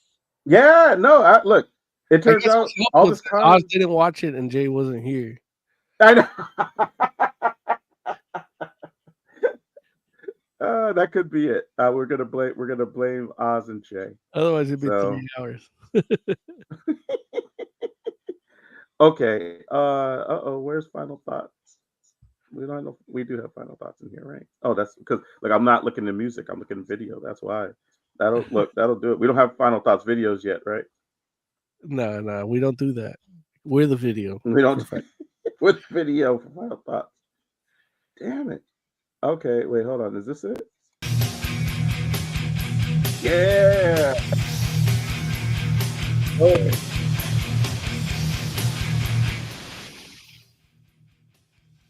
That should be fun. There we go. There we go. All right. Oscar, give me some final thoughts, buddy. I don't know if it's gonna make it to air because I haven't actually seen the footage, but a hint to what I was shooting today is here. Here's a piece of it. So yeah. Ooh, look at that. Oh. Is that a peg that broke off of the statue? There's a lot of these that broke off. Oh, Lord. Now we're figuring out where they go and gluing them back on. And I just found this while you guys were talking about the TV show. I looked, I was like, oh, what the hell? How much did you pay for that? Let's not get into that. It's probably the most expensive one I've bought, and definitely the tallest one because it was gonna go next to the Batman one that I have, and it doesn't fit in that case. Oh wow! Get a new spot for it. So that's your next video too, a tour of your collectible museum. Maybe I've got like 3 different spots. I mean, obviously all the stuff behind me, and then 3 different videos. I love it. I love it. That's awesome. It's a series now. Jay's final thought. He says, "I'm going to watch Five Nights at Freddy's on the big screen this weekend." Okay, good for you, Jay. Hopefully with Larry and this infrared camera that could capture his whole reaction the whole time. Hey, we're all watching the Marvels, right? Yes. That comes out in like 2 weeks. Yeah, we still got. Yes. Okay. We can dread it for longer. Moses Magnum, final thoughts. Yeah, man, like, subscribe, hit the bell. I'm on a new fitness journey. I need to do more cardio, so I'll be hiking in the morning, and I'm gonna review comics while I'm on these trails. So Nice. hopefully that'll be good, and you can watch me get. The idea is you watch me get smaller and smaller as I talk about these comics, which is you watch me get bigger and bigger as I've read these. So, yeah, hopefully that'll be a thing. And then, Larry, tomorrow we got a shooting session, Larry. You're gonna watch a couple trailers and get scared at the process. So you got to make sure you like, subscribe, hit the bell so you know when they come out. I'm gonna shoot them so they can come out on TikTok too. And so if you follow us there or any social media, like they'll be on there. So that's that. There it is. For the entire Fantastic Forum, thank you all so much for hanging out with us. We do appreciate you. We'll be back next week. Yeah, do what Mo said. Like and subscribe and all that jazz. But yeah. Until then, we're the Fantastic Forum. Have a good night. Oh, I got to do that too, don't I? Yeah. Oh, hold on. I can't do it. Hold on. Here it comes. Oh, is that it? I think so.